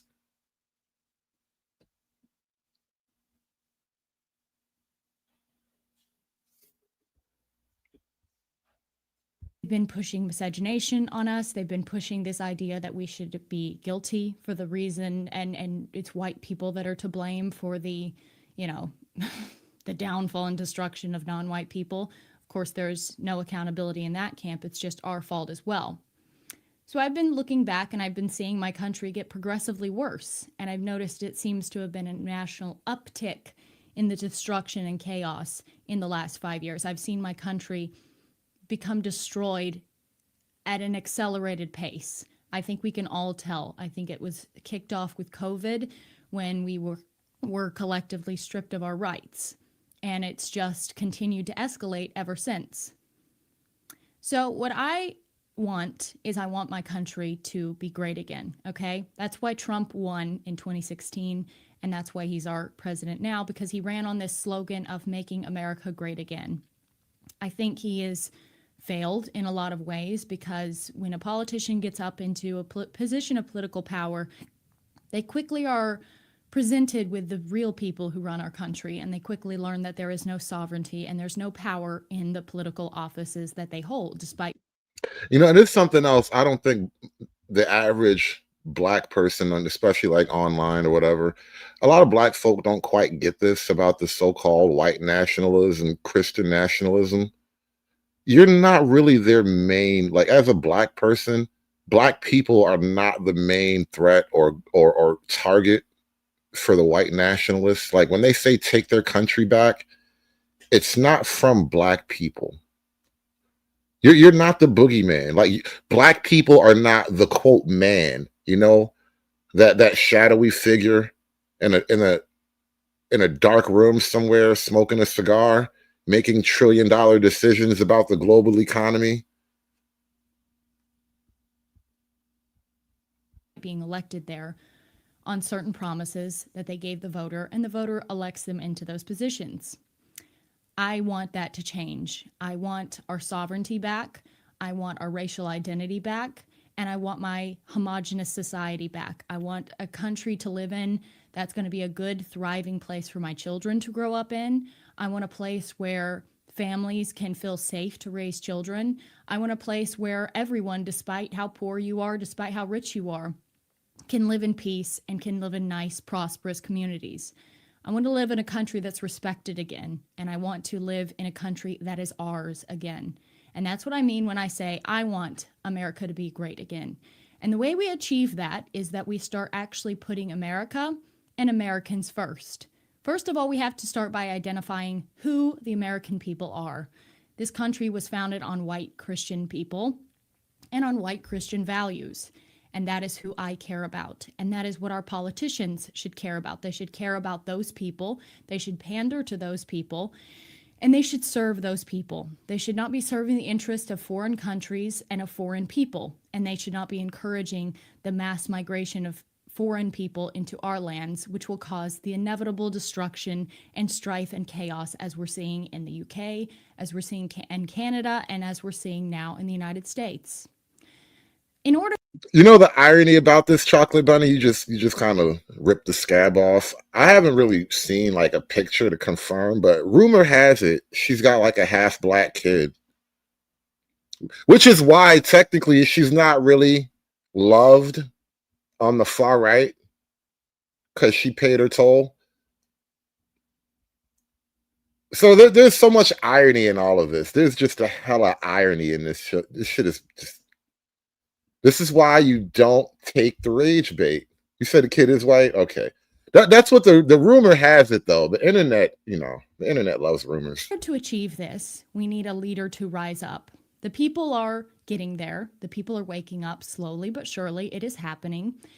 And the powers at be are not happy with that. They are using every sort of ploy in the book to get the people cowled back into a good place of submission, like how we used to be. Ignorant, blissful, our heads in the sand. We don't know what's actually going on. We just think if we go to the polls and vote, everything will be fine. Well, as a lot of people are realizing, the left and the right are controlled by the same entity. Now you're saying he's an Asian baby daddy. Oh my God. The rumors, bro, the rumors. Is it Cole if it's an Asian? Asians don't quite do coal.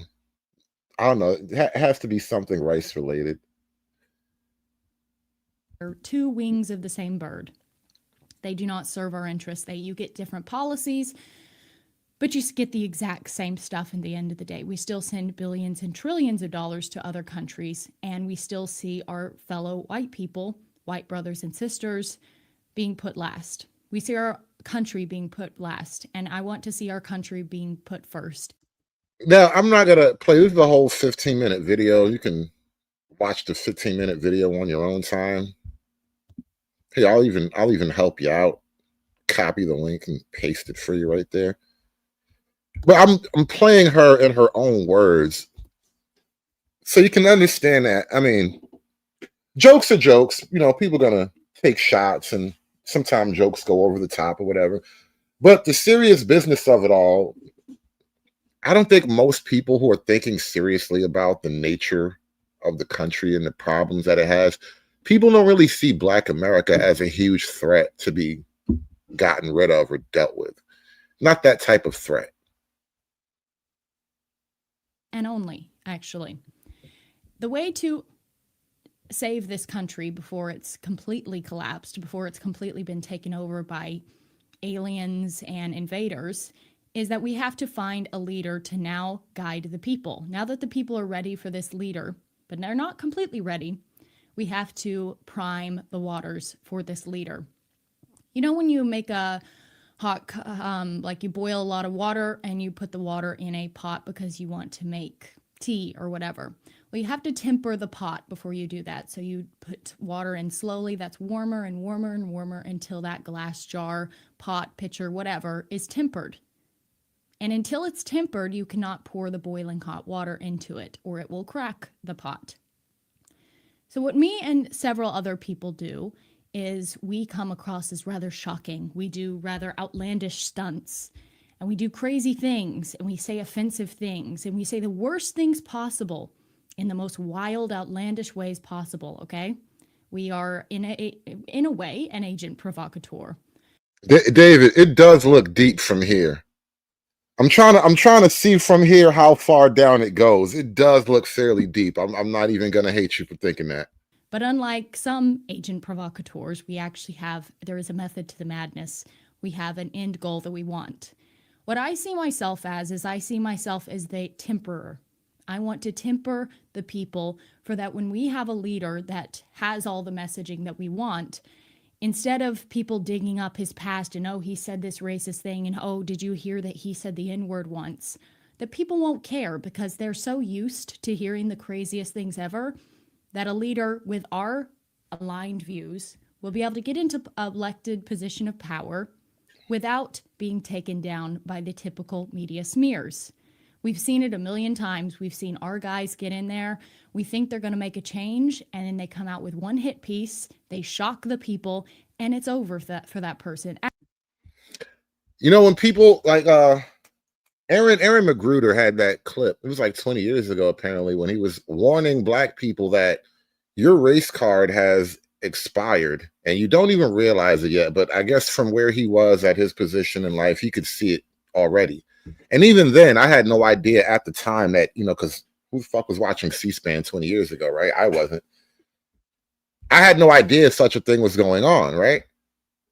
But now, years later, I can see it so clearly, and it's so obvious here. And it's an issue. Things are just going to change, bro. Things have changed. The pendulum doesn't stop in the middle. Don't be afraid. Now's not the time for fear.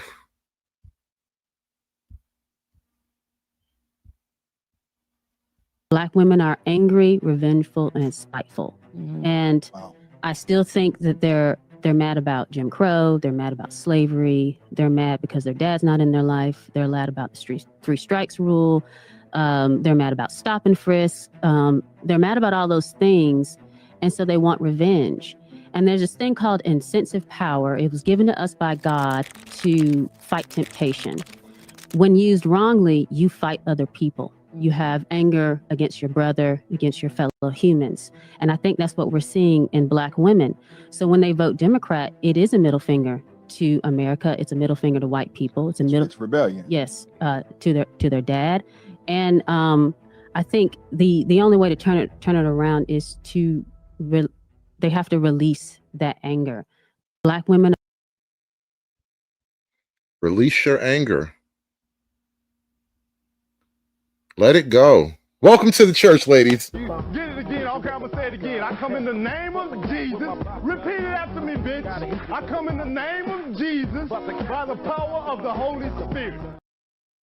It's okay. It's okay. Let it go. Let it go. Release the anger. We all gotta learn to laugh at ourselves a little bit. It's all right. We all done fucked up a little bit. It's okay. It's okay. We gonna make it. We ain't there yet, but we gonna get there together, God damn it.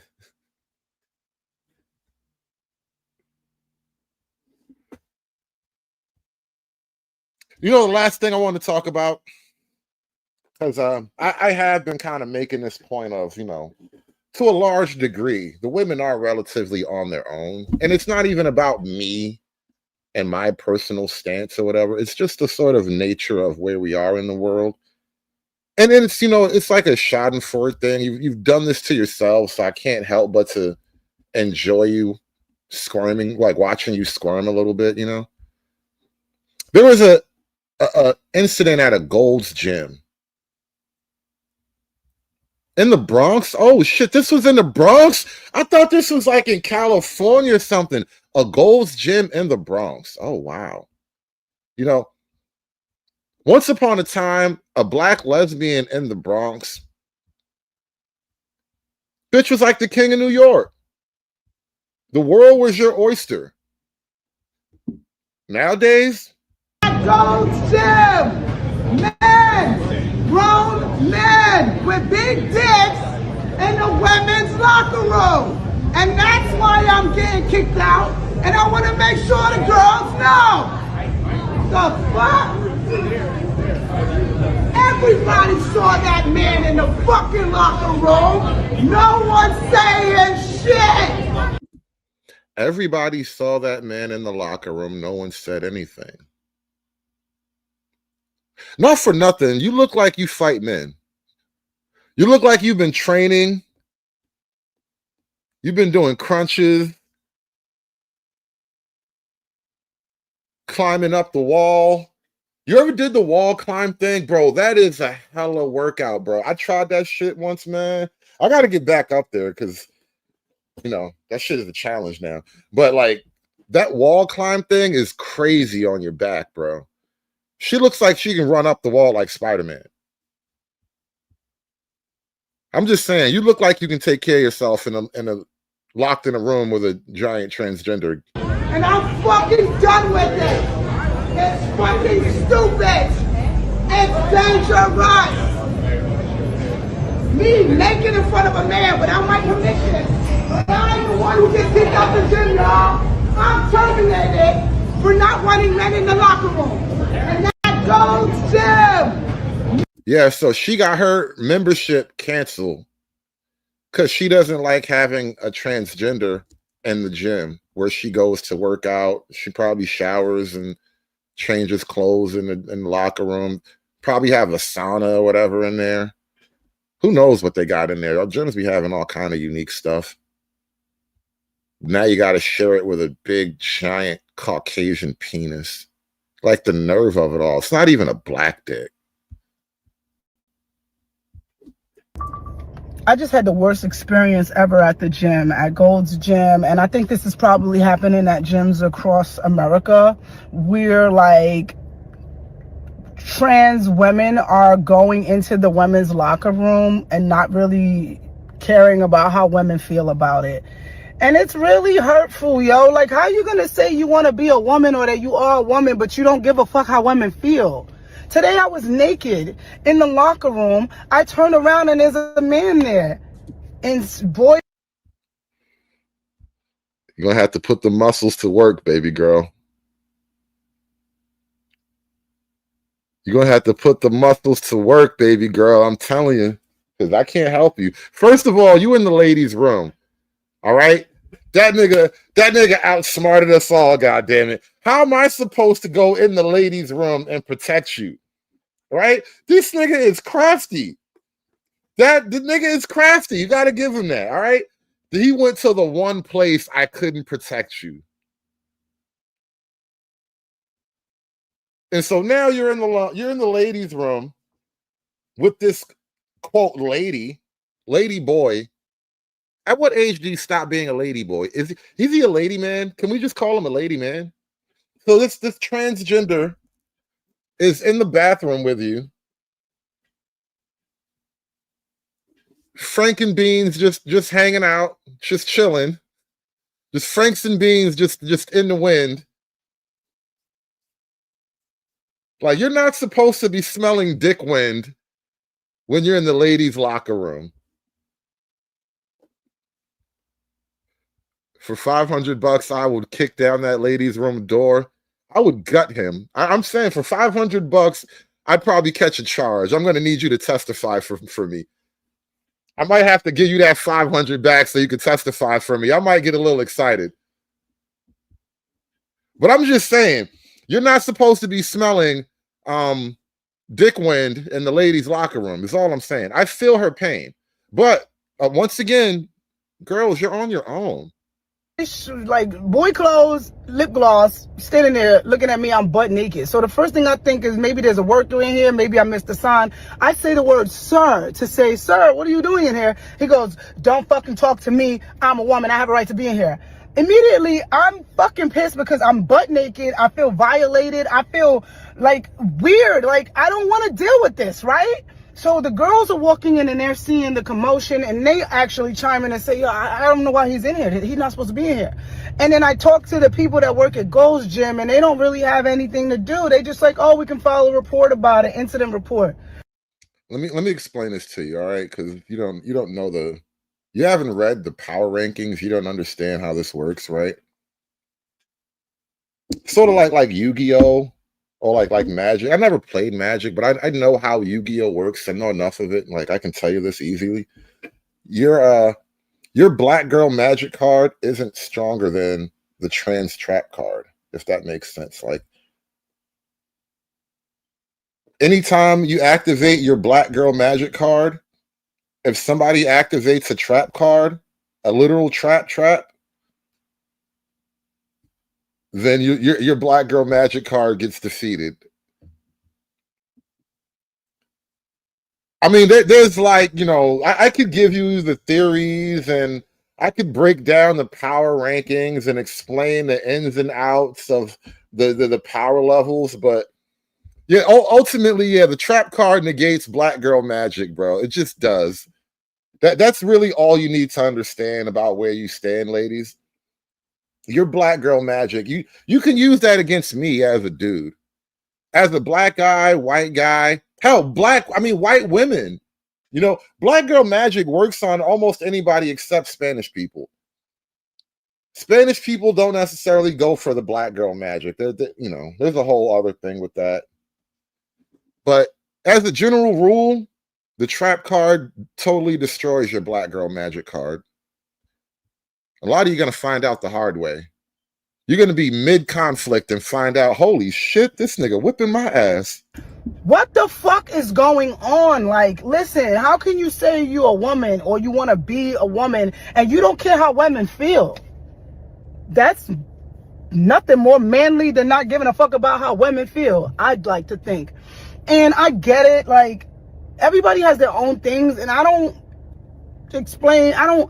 want to say that I know everything about gay rights or trans rights. I'm a lesbian. I've been a lesbian my whole life. I treat people how I want to be treated regardless of whatever their sexual orientation is or whatever they decide. So I'm not transphobic and I'm not homophobic. I'm not straightphobic. I'm not racist. None of these things. I just believe in treating people how I want to be treated.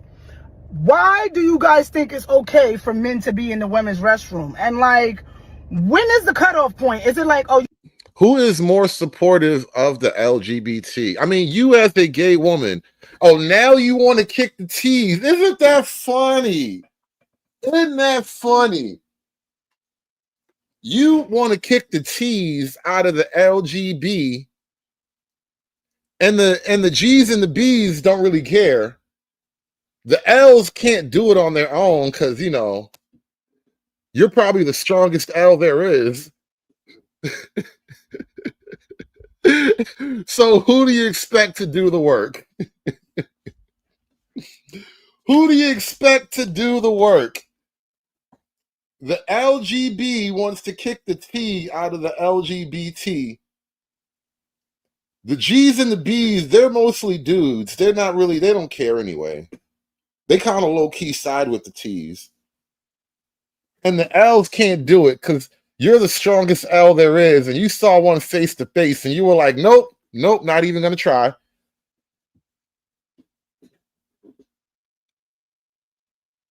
And so who else do you expect to do the job? Straight men. And she's a black lesbian, so who do you think she really, really expects to do the job? Straight black men. $500. $500. The going rate is $500, all right? If you don't want to bust it open for a trap, $500. That is the going rate. We have established the price. All right, and this is I didn't just make this up. You know, the market sets the price, right? I showed you, we started this show out. We showed you the market in action. The market in action. It was $100-something. It was like $190 before. And then a lady came up, $500, bam, $500. So if you need black male protection, the going rate is roughly $500, right? Now, just like with the 40 ball deal, you can pitch any deal that you like, and you might get some action. You can come at a nigga with $125. You might come at a nigga with, you know, $50 and a bottle of Henny. It depends on, you know, where you are in the game. Red says $750 for white male protection. He putting a Caucasian premium on it. He probably has lawyers and shit on speed dial. He's got a whole network. It's a whole different thing with him, you know. You're not just paying for the white, you're paying for the whole network, you know. Him being white is just a superficial part of it. But the going rate, it's roughly a $500 thing. So, and especially here's the thing, and this is where it gets interesting, right? She's a lesbian. I might charge her a premium. Cause like, I mean, look, you've been backstabbing me for a long time. You've been in rebellion for a long time. So I'm like, hey. You're gonna have to cough up a little, I mean, you know, $575, right? LGBT tax, all right? $575. A liquor license or something. You got to pay for your liquor license. That's how it goes. To cut off your penis, you can come in here. Why aren't women making the laws? And if you really want to fucking be safe and feel good, why don't we just make trans restrooms? Because it ain't right. The way I feel right now. And don't come into my comments about he gay, he ain't looking at you. I don't give a fuck, bro. He said it's all Izzy's fault. He let the girl raise the price. Oh, it's Izzy's fault. It's always Izzy's fault. I'm done with life, and it's all Jermaine's fault. It's always Jermaine's fault. Oh man, Izzy, this is what you get, bro. The price done went up because of you. Nigga up the market on these hoes, bro. Look, man, how you gonna raise the price during a food stamp? We having a food stamp crisis, and Izzy gonna raise the price of female protection. Witch doctor, listen, man, I don't know how long you've been listening. I've been on this for almost 4 hours now, but it's been worth it. It's been worth it. You missed a lot probably, but we have established a market value for black male protection in these modern times of free black women. Roughly $500. Now you have to work out, terms, but for roughly $500, you can get a nigga to intervene in just about anything. And so, depending on how little or how much you need, but we are working out a market rate for black male protection, all right? Because here's the deal. This is what we've established so far. On Izzy's panel, he was paid $500 to protect one of his female listeners from me. She don't have to bust it open for a real nigga because Izzy took $500. And so $500 per protect. There you go. That's a great way to frame it. $500 per protect. And so for $500, I am completely banned. She put a hit out on me. It's basically like a hit, right? Like she slid a nigga like $500, and he came and was like, "Hey, bro, it hurts when you got to kill a nigga you love, but $500 is $500, right?" So now I'm permanently banned from his channel. I can't even type in the chat, right? And so now she never feels like she has to bust it open for a real nigga ever again. Izzy did that for her. The cost was $500. She supported a black business, right? No hate. No, don't get me wrong. Izzy's good. Izzy's good. This is not a personal attack. Izzy good. I called him a kinky ass nigga, but that was for something totally different. That was a whole other type of thing. But Izzy good. This ain't even that. All I'm saying is, no, we have established a market rate. The price of black male protection is roughly $500 per protect. That's what we're talking about here. We have established a market rate. And so now, for example, this lady, she's in the bathroom at her gym, and she is accosted by a giant transgender penis. And the gym, they're like, "Hey, well, transgender trap card beats black girl magic. What do you expect us to do? Matter of fact, you can't be here no more," right? And so I'm just saying, for $500, she shouldn't even have said nothing. She should have just had a nigga that she could have called and be like, "Hey, remember that $500 you had? I'm going to need you to come and reinforce this black girl magic." Because that's what Izzy did to me, right? For $500, I can reinforce your black girl magic. The price is the price, my nigga. Don't ever think I'm a hater, bro. I'm rolling with the market. I'm establishing a market rate. I'm out here doing field research, bro. I'm with it. I'm establishing a new vibe. So it's about a feeling, yo. Like, if you never been a little girl who been touched or been through some shit, you won't understand that feeling. And you've never been a little girl. Anyway, you're gonna have to work out the price because your magic doesn't work there anymore. Let me show you something. You got to do interviews in your car. Did you make TMZ? Well, joining us now is one of the people that that Tish says she confronted in the locker room. Her name is Alexis Black, and she's joining us now. Alexis, welcome to TMZ Live. Hi. Did she make it to TMZ? I don't even know. I can't say for a fact, but did the black woman make it on TMZ? Hey, Alexis. So we spoke with Tish, and she said when she came face to face with you, it was obvious to her you were a man. Can you kind of explain, how you appeared? Do you believe that? Doesn't Harvey kind of look like he's in a strung out part of his life right now? A few years ago, Harvey looked like he was up.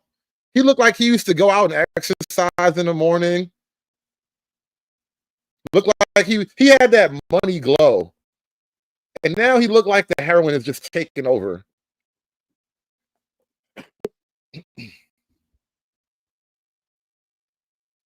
Harvey looked like he's doing rough right. He's doing kind of bad right now.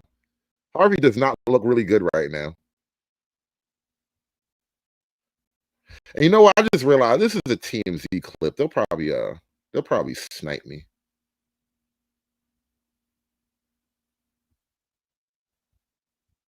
She was reading something in that you didn't appear to be male. She perceived you to be such.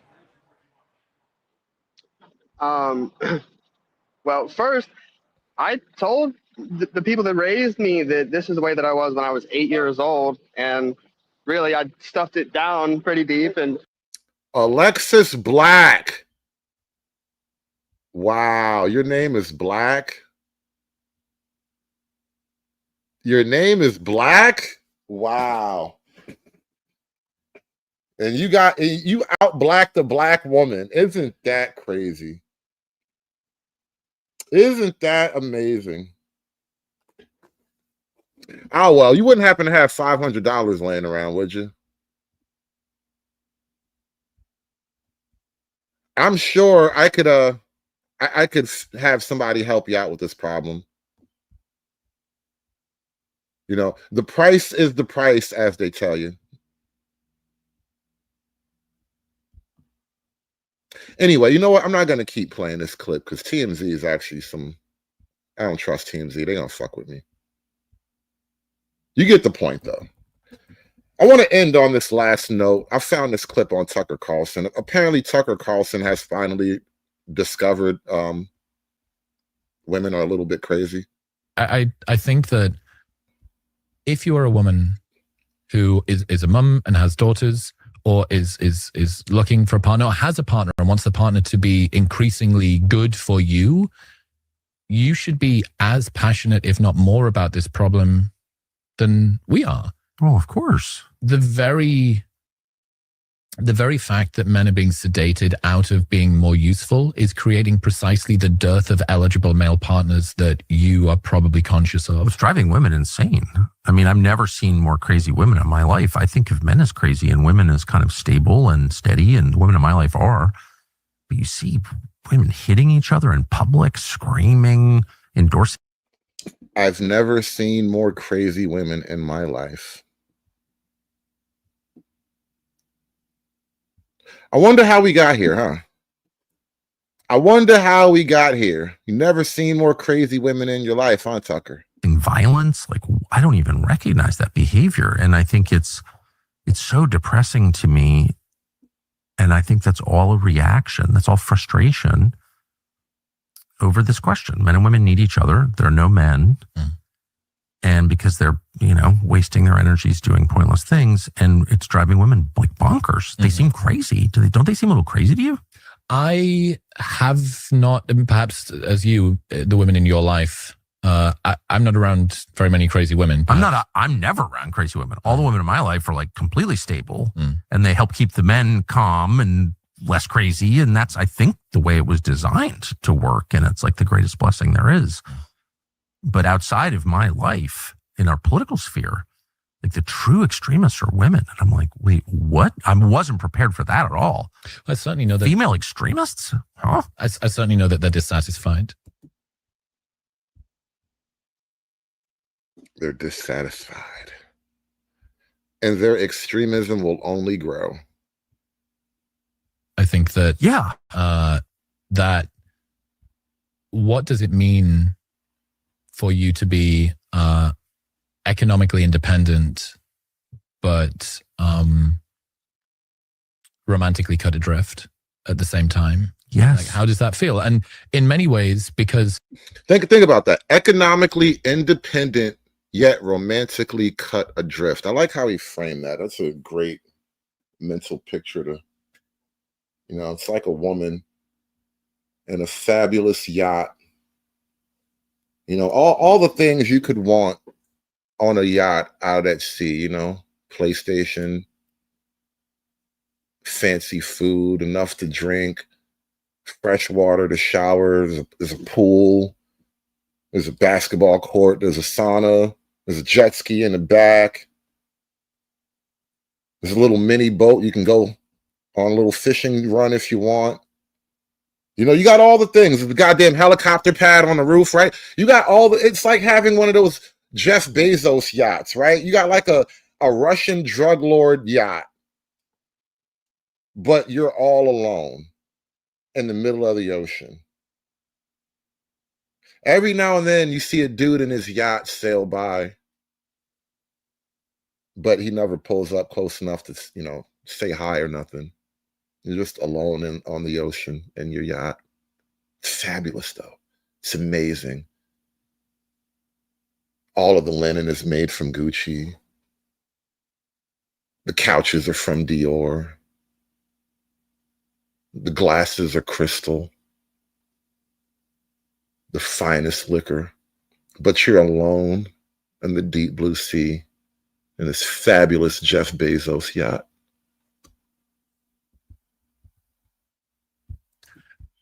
Female freedom was something that women wanted for so long. And I think it is a strong point to make. Did they? Where's the evidence that they wanted that for so long? Because I don't think there's any. I think, no, to push back on that, I think that there is certainly an argument to be made that the lower divorce rate and the high level stats of look at how many marriages stay together were that women could not leave. They were financial prisoners inside of these marriages. Mm-hmm. And if they had a husband that was mistreating them, that was beating them, that was not caring for the children in the way that they should have done, where did the women go? They don't have now it's just a boyfriend who's doing that. Yeah, it's funny how women are still getting abused no matter how many laws against that kind of stuff you make. Let me shout out to Ivan with the 2 euros. He says, "Salute, Mr. Hood. Any opinions on the NYC election?"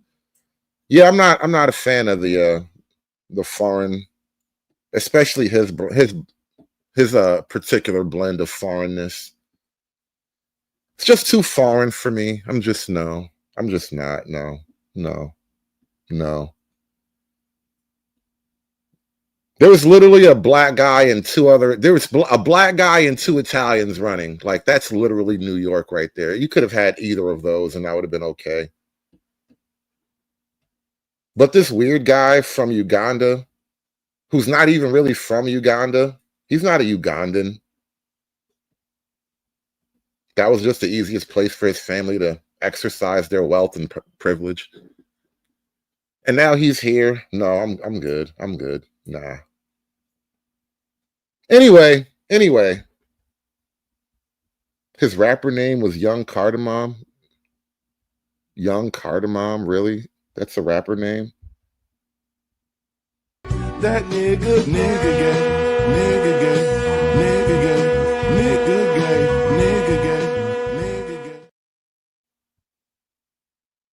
Right. But I'm asking, where's the evidence? I don't believe it for a second. I was taught that my whole life, that pre-liberation, pre-Betty Friedan and Gloria Steinem, it was The Handmaid's Tale. It was just a hellscape.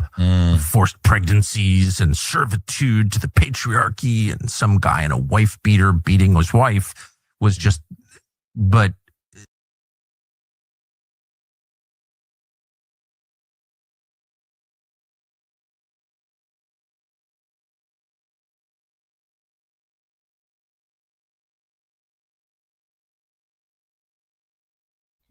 let's take a bet, y'all. Let's take a bet. How long before New York City has a street shitting problem? I'm being completely unironic. How long? Because you know San Francisco has a street shitting problem. I'm just wagering, how long do you think it will be before New York City has a street shitting problem? I read an article about I read a bit from, like, a piece from an article recently. No. It was weeks ago. It was a clip I found. It was some guy from New York complaining about, he went to a pool like on the Upper East Side, somewhere in Manhattan. He went to a public pool because we got like a bunch of public pools all over New York City. And this guy said there was a giant turd floating in the pool. How long before New York City has a street shitting problem? I wonder if I can take a bet. I wonder if there's a place in Vegas I can put my money on. There's no evidence of that at all. Like, we have public opinion polling on this. Have you ever seen any that showed, like, I don't know, even a large percentage of American women pre-1965 are like desperately unhappy? I've never looked at that. Yeah, I have. It doesn't exist. That's all bullshit. Interesting. All propaganda. They're like a small subset of unhappy women. There's always a small subset of unhappy people, restless people who like decided to subvert the oldest institution in humanity, which is marriage. And they did, and it made everybody crazy and much more unhappy. I certainly don't think the derogation of family structure was great for women. Like, it's not, we can obviously say that it's not been great for men, but you can see the beneficiaries of the last 50 years. It's like no group has fallen further faster than men over the last 50 years. No group. Yeah. But a lot of the objective gains have been made. But look at how many more women are educated. Look at how many more women are employed. You know, on the surface, that looks and sounds fantastic. And in many ways, it is. And that's not. Is it really, though? This is what I hate about, you know, people having these conversations. You know, they talk about it as if feminism was, you know, there's so many good things about it. If only we can fix it so we can stop having the bad things. And I'm like, no, that's literally the trade-off, though. Have we actually have the good things been worth it? Not something that I'm trying to roll back, or I'm guessing that you're trying to roll back either. You're trying to say is, can we have our cake and eat it too with regards to this? What I'm saying is these are the fact that you would even say that reveals you understand the mental conflict that you're holding in your mind. You're intentionally holding. This is how doublethink works, by the way. You're intentionally holding two parallel, even conflicting ideas in your mind at the same time. Really bad values, like education for its own sake, financial achievement for its own sake. These are bad goals. These are not things that we should want. These are lies. That doesn't make you happy. There's no meaning in that. You get your fucking degrees. Who cares? It's all stupid. What you should be trying to do is serve other people, create new life, serve that life, those children, serve your community, live a life of meaning and dignity and decency. Like, the whole thing is indecent. Like, your life should be about making money. Says who? Who wrote these rules? They're gross. Yes, girls. Who told you your life was about making money? I mean, technically, as a man, my life is kind of about making money, but even that is only on the surface. Like, I need the money to do other things. Like, I need this money so I can do things, mostly for my kids, mostly for my future. You know, the money is a tool, but who told you that your life was about making money? So, like, as a woman, you're supposed to, like, have the children, run the whole family, and make all the money? You know what? You got that, girl. Girl, strong and independent, right? Okay. Okay. $500. You're making the money, ain't you? You got all the skills and shit, right? You got the juice now. $500.